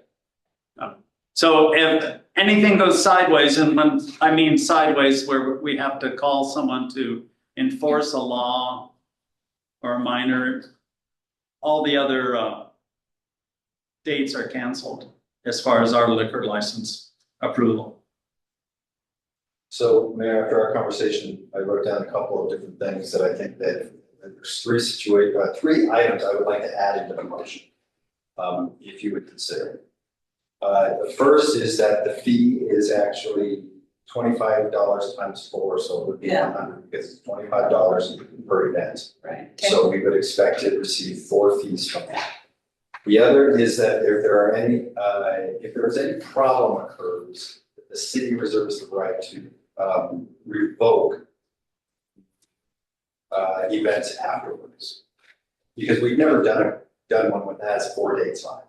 So my only concern is that something happens, it's not working out, we need to revoke that, just to give us the opportunity and ability to do that without promotion. The third thing would be because we added this at the last minute, because he came in and we're trying to support the businesses by having these events, but the public didn't have the ability to see this and potentially go against it. It's not an absolute requirement, but I would say that if between now and their first event, if there was any objections that came our way, that his events may be canceled. If the any council, well, I guess that would not be great here, but that would that the council may consider that for the future for these dates as well. So similar to if there's any problems, that if there's any objections, the council may have to take this matter up prior to him having more evidence. So, Mr. Jacobs, could we say if there was a reasonable objection, would that add? Yeah, I apologize. I'm trying to track the conversation. I don't have the documents that you have in front of you. Oh. So I have one quick question. Is this like a special event permit application under the local code that you're considering? Yes. Correct. And so as long as we're able to impose conditions under the code, I think the council could, we would want the council to either make the decision or delegate authority to Chad to make the decision based on the objections. If the objections meet the criteria in the code to deny the permit, then we would do so. And so you want to link it back to the code and the requirements in the code, as opposed to just saying any objections or even reasonable objections, if that makes sense. It does. Okay. So Dana, How do The we issue- know? Dana, can you hear me? Yeah. Can you guys hear me? Yeah, Christie, we Christie, can. can This you is hear me? Yeah, Christie. go ahead, Chrissy. Sorry, the bars on my screen are yellow, so it makes it sound like the connection is off. The issue is not of some kind of an objection. The issue is that the ordinance states that the applicant or anybody that may be affected by the request has the right to request a public hearing before the final recommendation is made. And so that's what was missing from the step when you're doing it last minute. Nobody was given the chance to say, I want a public hearing. And it also states that the public hearing would be published in the newspaper if it is requested. So all of that gets skipped when you do this last minute. There was no opportunity for that. Okay, And what are the dates of their, December 21st, January 10th, and January 24th and February 7th. How long has this guy been in business? Not long, I don't believe. Months maybe? So we would have to come back and have a special meeting for him in order to approve December 21st, but we'll have another city council meeting before January 10th. That's correct. Is that what I'm hearing? That is correct. And it's not a situation we created. He turned this in today, Yesterday. so still not enough time to really give adequate notice before this meeting. Correct. However, He did send his OLCC portion to Chad and planning on Halloween though.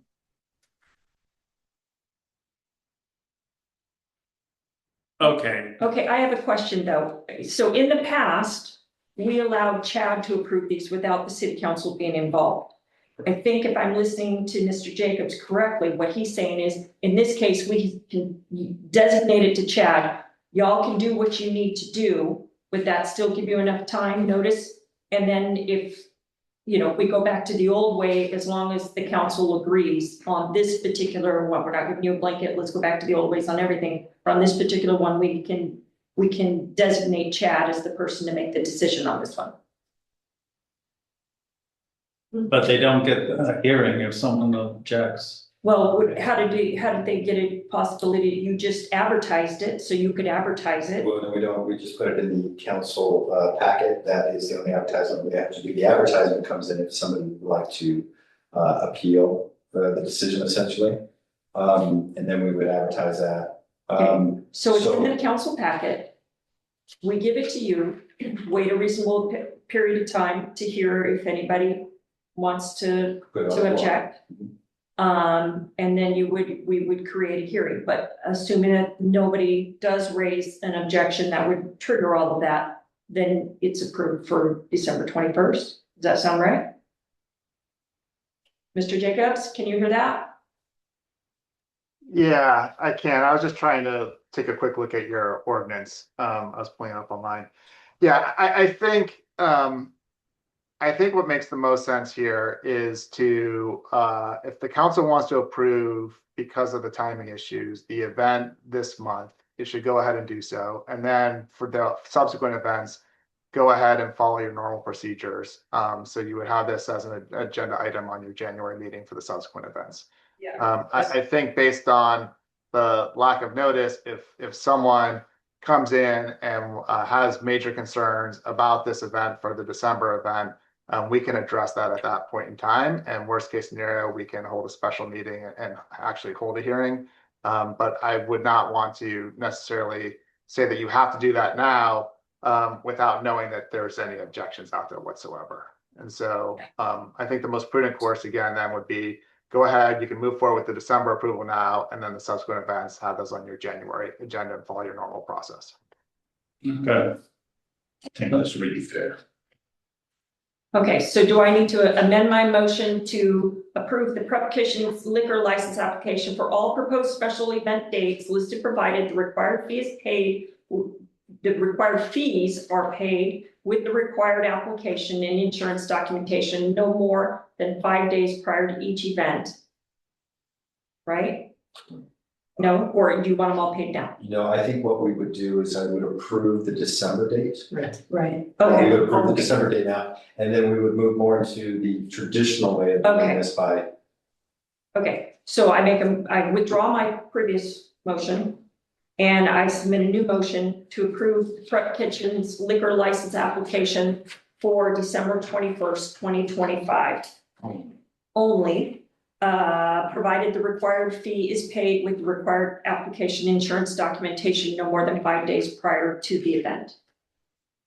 I second. And we'll bring the rest back.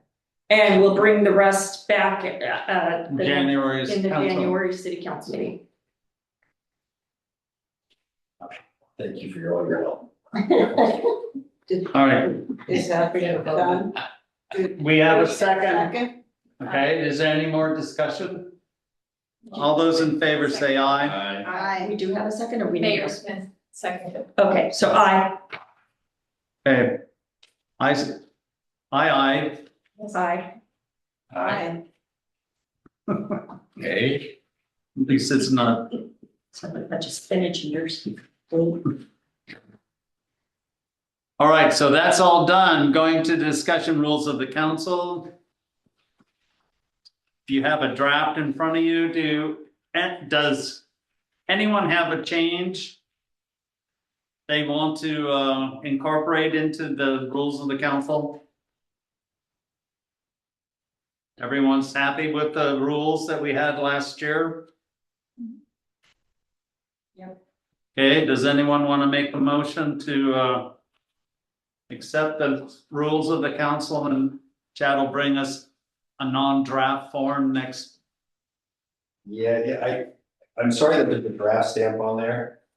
There's no changes to what you currently have in place and that you have signed. Yeah. There's no action if you have no changes. So by consensus, you can give me instructions to continue on. We'll leave the rules of the council as they are this year, or you can suggest some changes. Then we would need a motion. I would certainly consent to just getting a clean document in my mailbox, and I'd sign it and return it to you. It isn't broke, don't fix it. Okay. Was that by consensus? Yes. Yeah.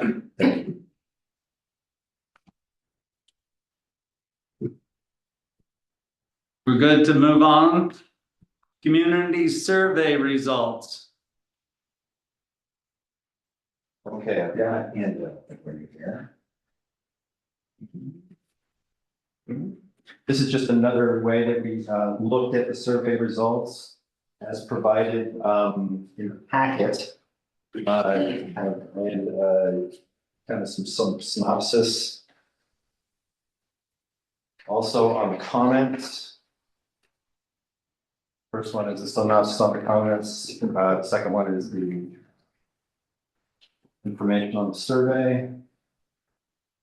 Support you. And then I'm passing these around and make copies for you folks too.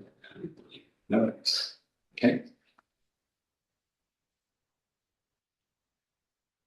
Mr.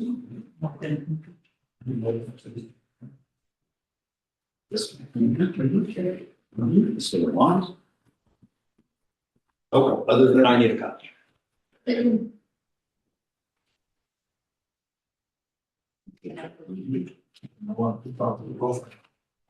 need one more set over here. Should have plenty of them. Thank you. Did you get it? There you go.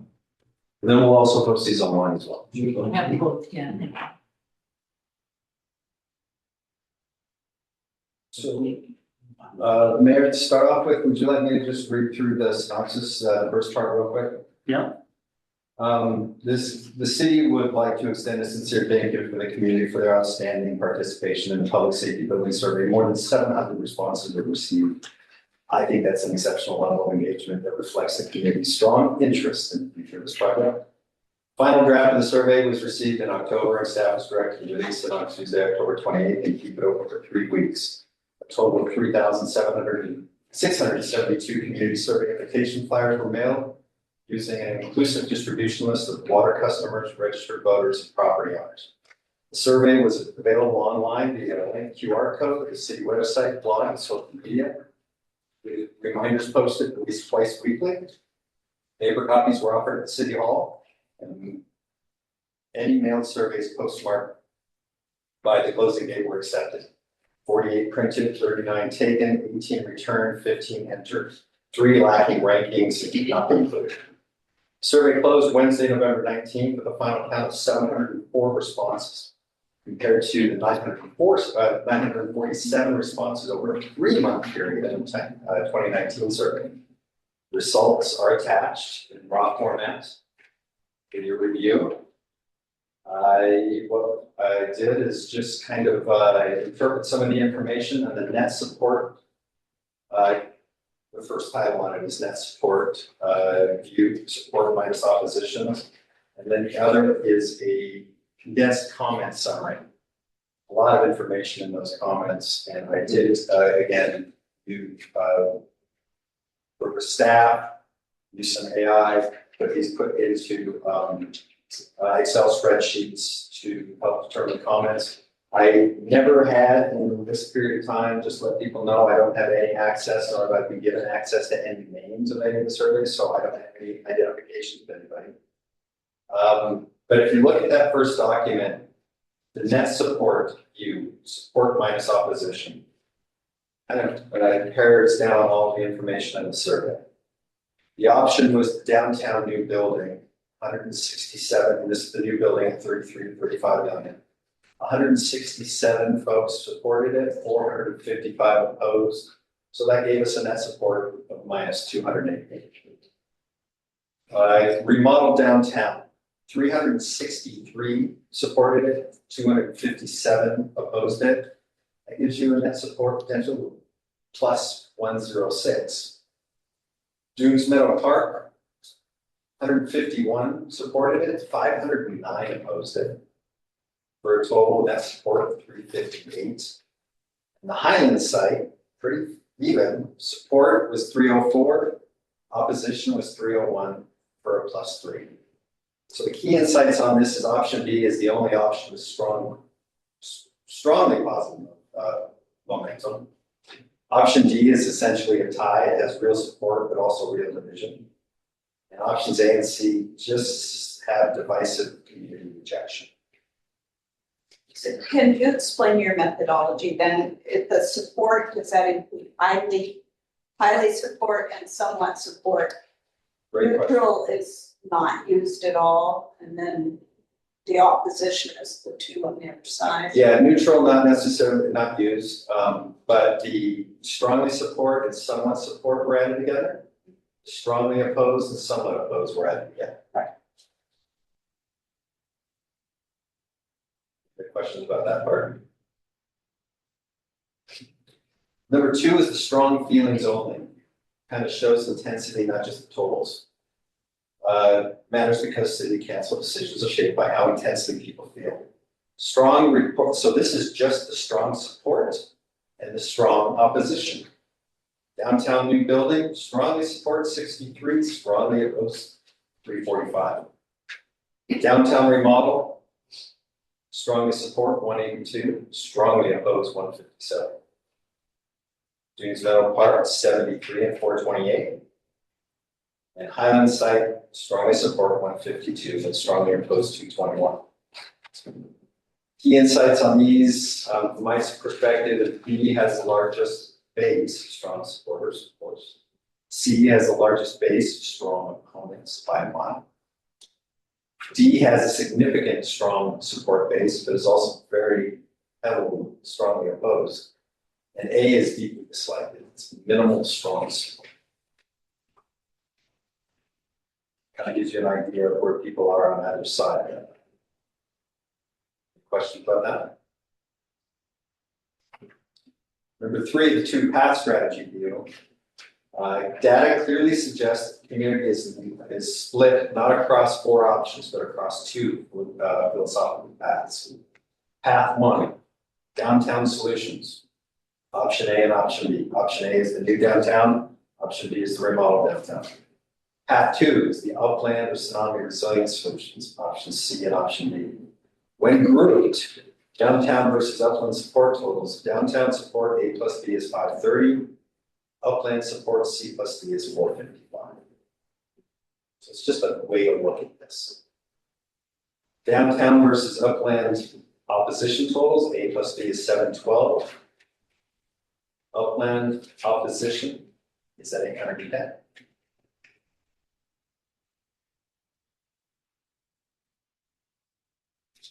Key insights. The community is divided not on remodel versus new build alone.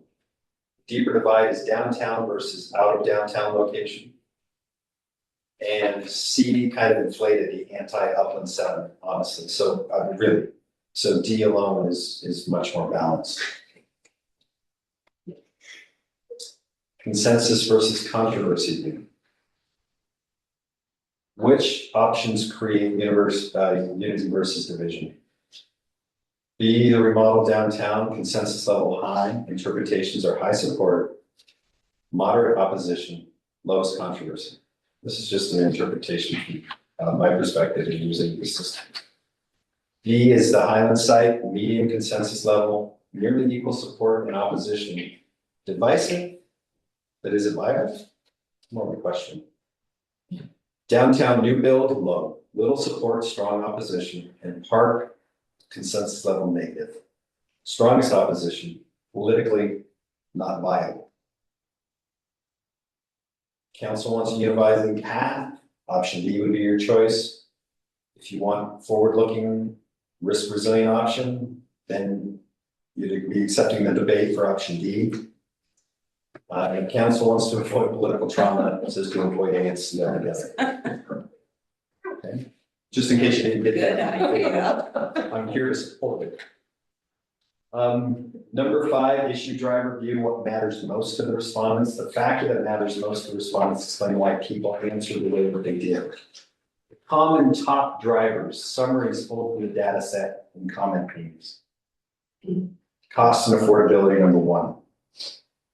Public safety and resilience was number 2. Protecting the parks, number 3. Maintaining community character. Trust and transparency was in there quite a bit.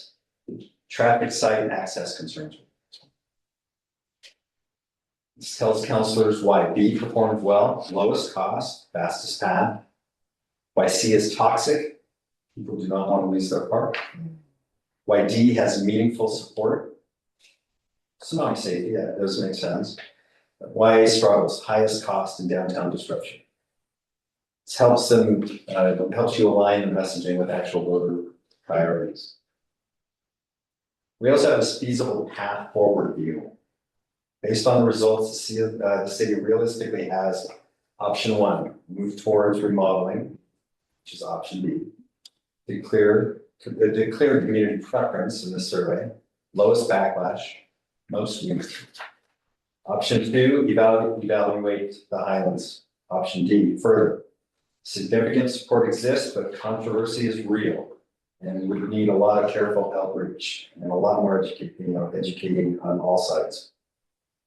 Option 3 is to remove options A and C from consideration. That strongly supports eliminating both. A is financially and politically underwater, and C has overwhelming park opposition. You really cannot succeed. And I don't think anybody wants that. So bottom line is don't pursue the park line for large downtown new build. Remodeling downtown is the least controversial and most supported. And the Highland site has meaningful support and may deserve more exploration, but requires a lot of careful community engagement. So that just supplements what the raw data in here shows. I don't know if you want me to go line by line over this next part. The condensed comment summary. I can do it quickly if you like.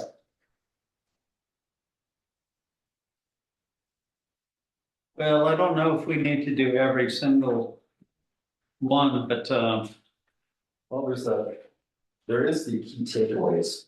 that in the summary statement. Yeah.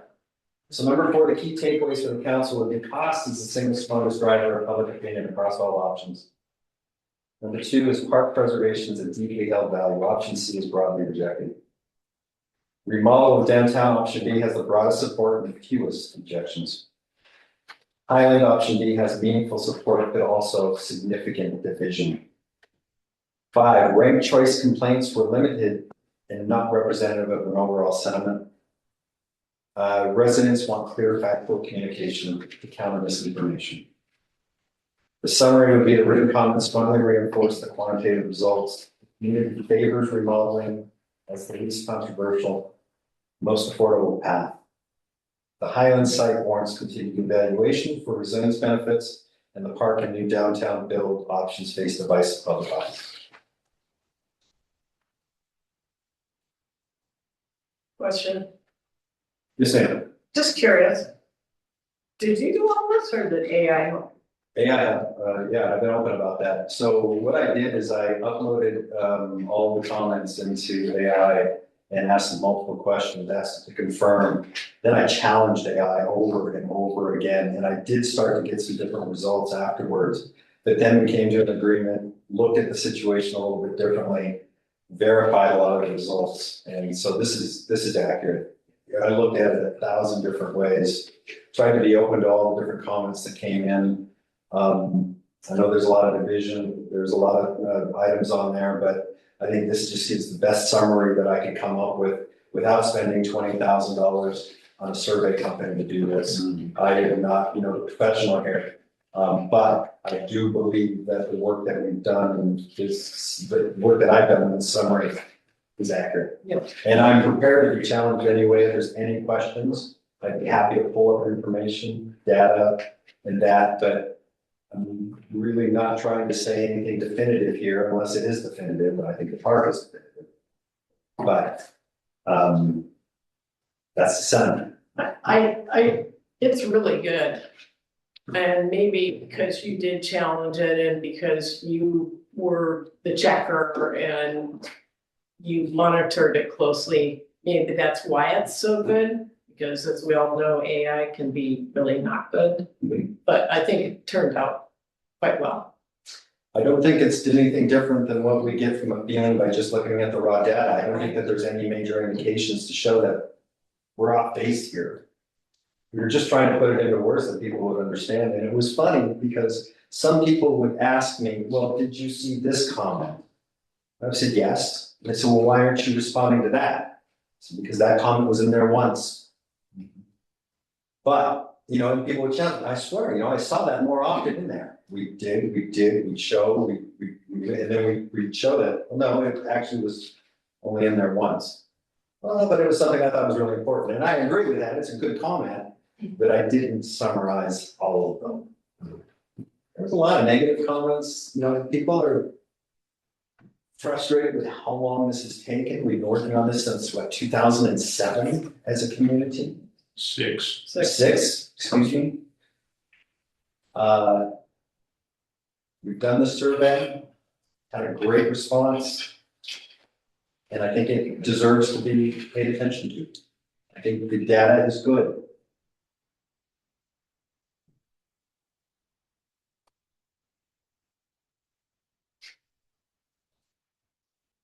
Do you need something from us before? No, but I will say that moving forward, what we're going to have to do is if the council is, I mean, depending on how you folks feel, a little bit of direction from the council, not a definitive direction, but what I do need to do is if the city council is going to go with the survey's recommendation and look at the remodel process, I need to do some work to better get down to the nuts and bolts of the pricing and the options for what a remodel and a potential new building for the Public Works Department would look like.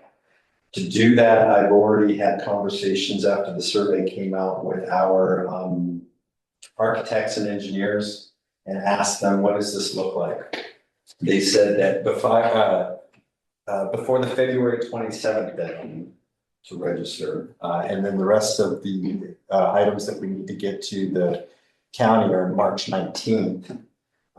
We've got some work to do to pare the project down a little bit to determine exactly what the project is for the remodel, what the pricing may be for that. Because so far what I've got is just approximate pricing and it's high because we wanted to make sure that, so many things have happened already. We have no idea that our downtown rebuild project would be 33 to 35 million until we got into the quote that came out, and it was like, holy smokes. So we kept that high. I'm hoping that we might be able to pare that down a little bit, come up with something that the council would realize. I'd like to work on that in the next, or to consider as far as what the remodel looks like for that building. The goal is to make sure that our first responders are safe at this point. This is what we're working with. Community resiliency does not necessarily, other than, day-to-day resiliency, yes, major event, tsunami, earthquake, that resiliency is not really going to improve with a remodel. But our day-to-day resiliency will.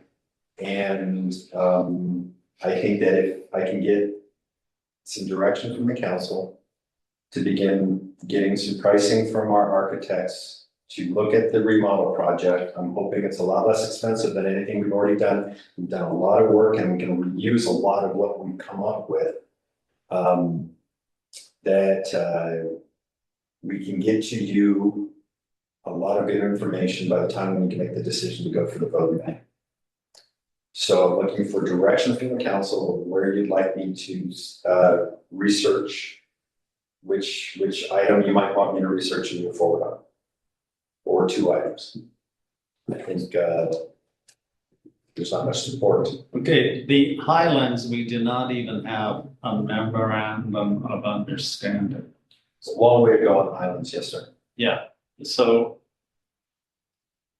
I am, as I was before, very reluctant to back anything that we don't even have ownership of. I'd like to see some work moved on the remodeling of the fire station and what that could possibly cost. Now, I don't know what other people are feeling, but that is my sentiment. So the question is, we don't have a memorandum of understanding, but they've been chatting with you on an ongoing basis, correct? Correct. So what my question is how long a time period would it take to get that memorandum? there's a lot of items left in that decision-making process as whether or not that whole thing is going to be a viable offer. Number one, the owners of those properties want to know whether or not the city of Dearborn is going to bring them into the city of Dearborn in the future as part of this process. They would definitely be more open to potentially willing, to donate some land to the city to do that.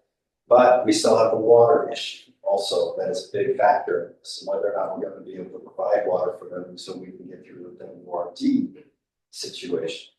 So because of those two situations, we're still working on a pathway to potentially bring that area into the city of Gerhart but there's a lot of questions. So it would be a long haul.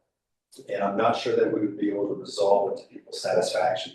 That was one of the reasons that that previous vote failed from our perspective, because there was so much up in the air. And unfortunately, I can tell you that we don't have much, if anything, more down on that. Got a lot of good ideas, got a lot of good intentions, but I'm not sure it's going to take. Right, so Mark stated that he thinks it may take you up to 2 years to even get through the water rights process. So We wouldn't be surprised if that's he's what- correct on that, that potentially means that that whole situation up there couldn't be figured out until that 2 years was up and they had gotten the water rights. Is that what you're saying?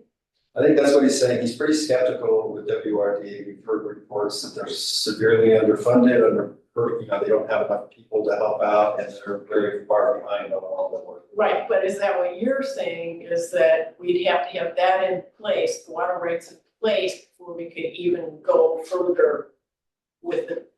Not necessarily. There is another option to where they could come into the city of Gearhart and choose not to be on our water department, our water supply, provide their own water through wells. But that hurts our application, doesn't it? Potentially hurts our application.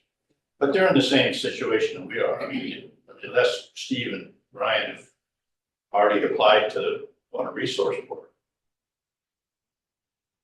to drill their own wells.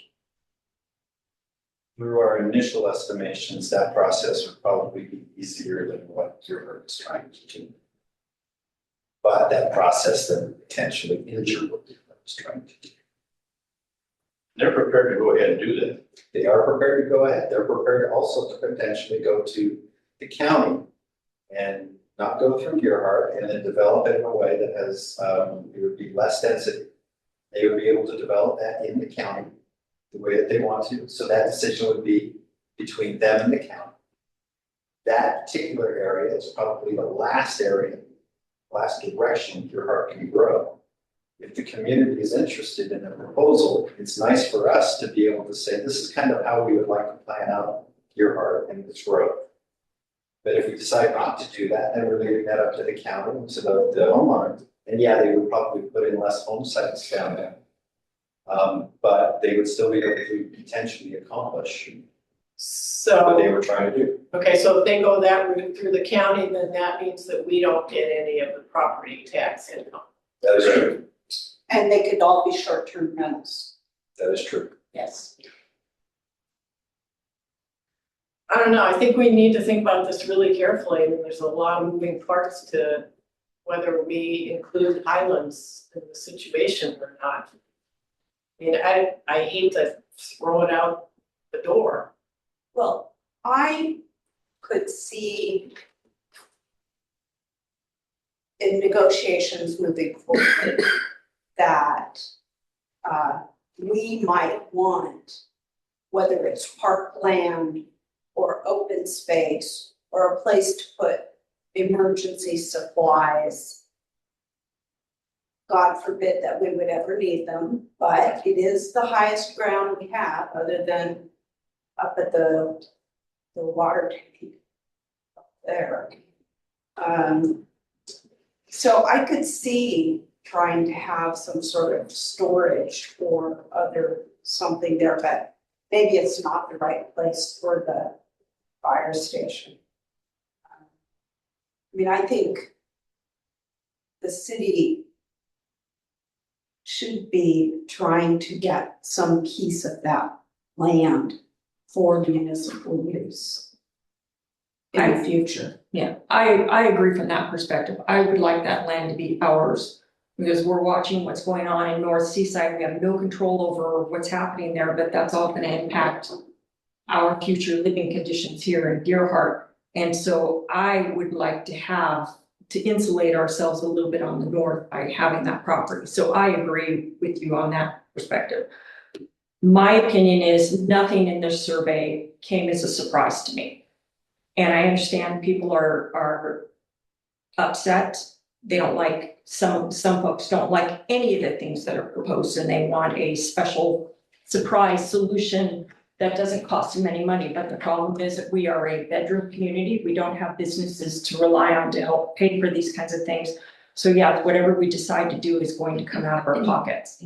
Now, if we had jumped right in, now after the 2022 vote, people said clearly, we want it built downtown. If we had jumped in and said, well, we're just gonna do a remodel, there would have been some pushback from the people that understand this building is really old. So as much as, again, I'm not surprised at how much that price came in on, because the state has tied our hands, and we already explained to people we would have to, work around and drag out the building time because of the fire department, and then it would affect public works and all of the things that ran up the price of that. None of that was a surprise to me, and I told everybody that from the get-go. And now everybody acts surprised that the price was so high, but we had to go all through all of that to prove to folks that that price was going to be something you don't like. We had to do it. It cost us a lot, but we had to do it. There was no way to prove to folks that wasn't the option that they wanted without doing that.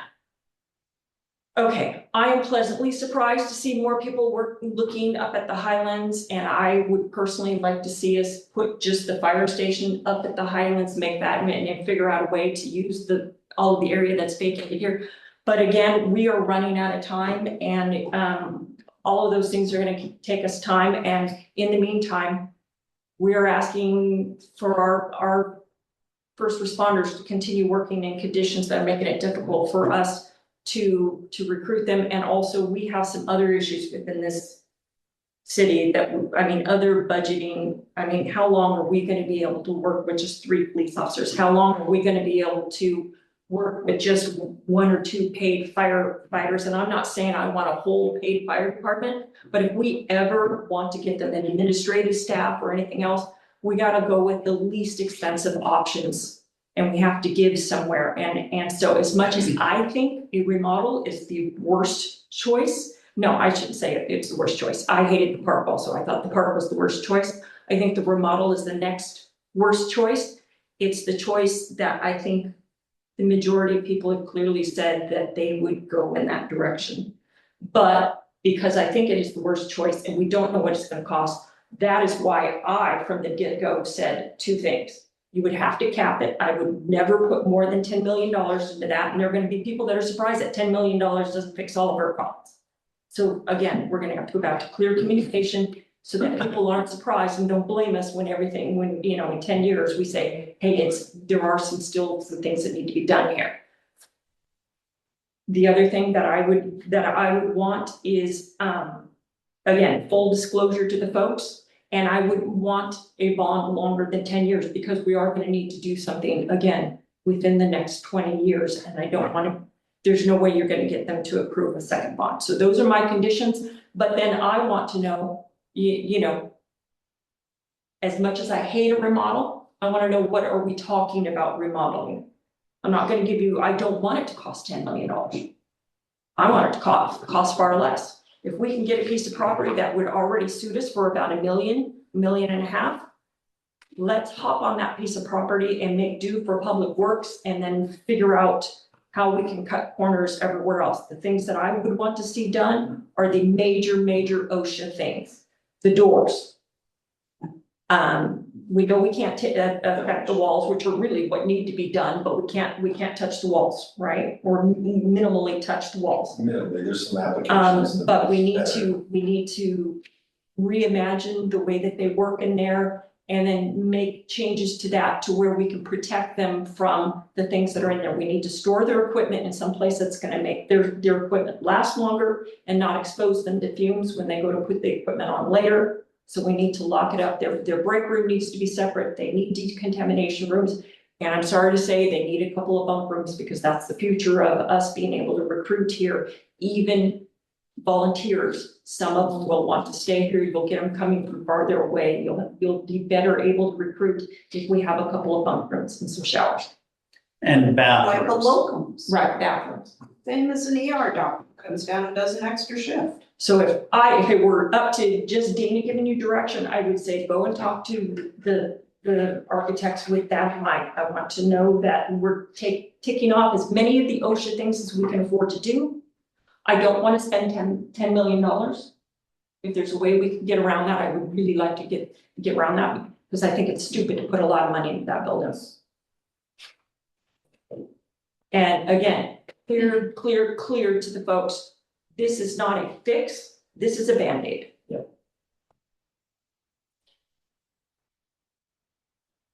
Preston, you got anything to say? Yeah, I have a lot to say. Are you gonna say it tonight? Yeah, I'm gonna say it tonight. The Highlands property. The reason that Steve and Ryan wanted to give you guys the property up there was so they could be annexed into the city. So they could increase their number of houses, which benefits the city of Deer, okay? That's increasing the tax base is what I'm interested in, right? Without water, there is no annexation. So that's the reason why I was always on the city attorney about getting the water rights. And the state of Oregon, you know, they just drag their feet.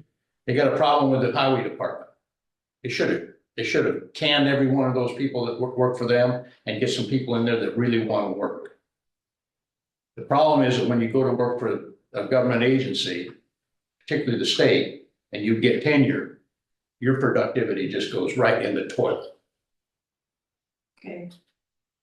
So until we get water, that's the most important thing we can do. All the rest of this is just talk. Steve and Ryan are gonna go and put their own wells in. So talking about having them give us property up there at the Highlands, there's no benefit to it. Financially. Well, the zoning will be different. The we zoning take will be them in. different. The zoning gets It's changed. RA zoning right now. Well, that's true.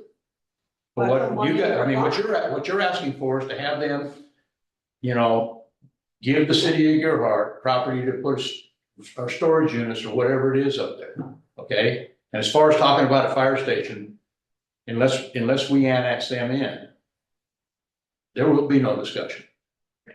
Those are the facts. That's stated exactly as it's been told to us. That's exactly right. Mhm. So the only thing, just like Dina said, I mean, you know, these guys over here, just like I said last time. You know, sooner or later, these guys are gonna say, hey, you know, we cannot get this city to support us in what it is that, you know, basic needs we have over here at this fire station. Why should I waste my time? And the problem is that Jack Zimmerman and his ilk are the people that are causing the problem. I mean, I would like to know what Jack Zimmerman paid, the percentage of taxes that he paid on where he moved from versus the amount of tax that he pays the city on his piece of property right here. And I want everybody in the city of Gerhart to realize that we run this fire station on less than 18 cents per assessed thousand. That's the message that we ought to be giving the city, the taxpayer of the city. Okay. This is a bargain. All right, so, That's all I'm gonna say. okay, I feel the majority of us would like you to do a little delving into the remodel costs and finding out some information. This does not negate the Highlands. It just gives you direction to get some money and not money, get some costs of the money it's gonna be to do the remodeling. Just give us something that we can chew on, because who knows what it's gonna, you know, it could just be the cat's pajamas, and it could just be, oh my God, you gotta be joking me. I mean, realistically, that's what you're dealing with. It could be a sweet deal, and it could be just, so you got it. Okay, so what I'll do is I'll work with them, we'll get some costs put together. We'll talk about those in the work session. We'll also have this on the agenda. And potentially, we might need some sort of special meeting between the January and the February agenda to take care of any of the other details that I'm guessing that we will to try to come up with some dates for you on that as well. Well, this council has shown the ability to make special councils. So if we need to, we will. So, There's still gonna be a 3-minute. yeah, and I have something to say. you have something to say, go ahead and say it. So I agree 100% with Dana. I think that remodeling the existing fire station is throwing money down the drain, quite honestly.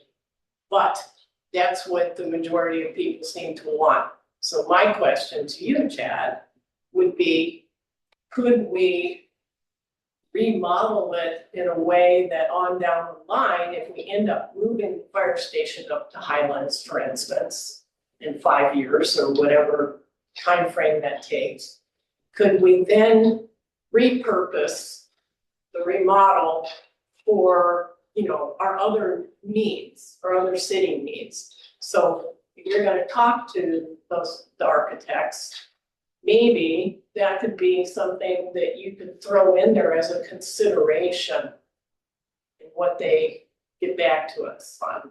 In other words, it wouldn't be a total waste to put the money into that if we could repurpose it on down the line, if we do end up with the fire station.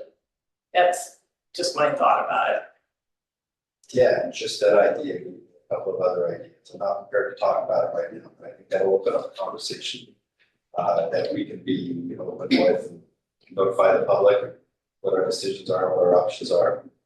That gives me a good idea. Thank you. Mr. McDonald, you said you wanted to say something. You got 3 minutes. Okay. Chad, why were there no names on the survey? What purpose did that serve? To not put out the names? Yeah, why did people, I was glad to put mine. Yeah, at the beginning, we said that that wasn't as important as the information that we needed, and we didn't.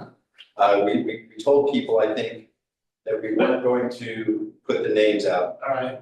And it was an option for people. I've got 3 minutes, so I'm gonna go as fast as I can. So I'll get I gotta started. cover a lot of It says territory. 5, stop at Okay. 2. All right, so no names was a decision for what reason? You haven't given me your reason yet. A lot of people, the last time we had a survey, said we were tracking how they were voting or answering the survey, and they didn't want reprisals or being pointed out that this is the way they were thinking.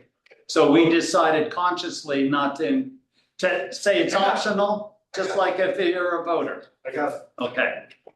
So who sent them out and why were multiple applications sent to a lot of locations? So who controlled the output where I got 3, guy down the street got 4, my wife got 2. So why, who mailed, did you hire somebody to do that? No, the city of Garrett, we did. Well, it's incompetent. How can you say that that data has any validity whatsoever when multiple applications were sent to people all over the city? We received how many paper copies?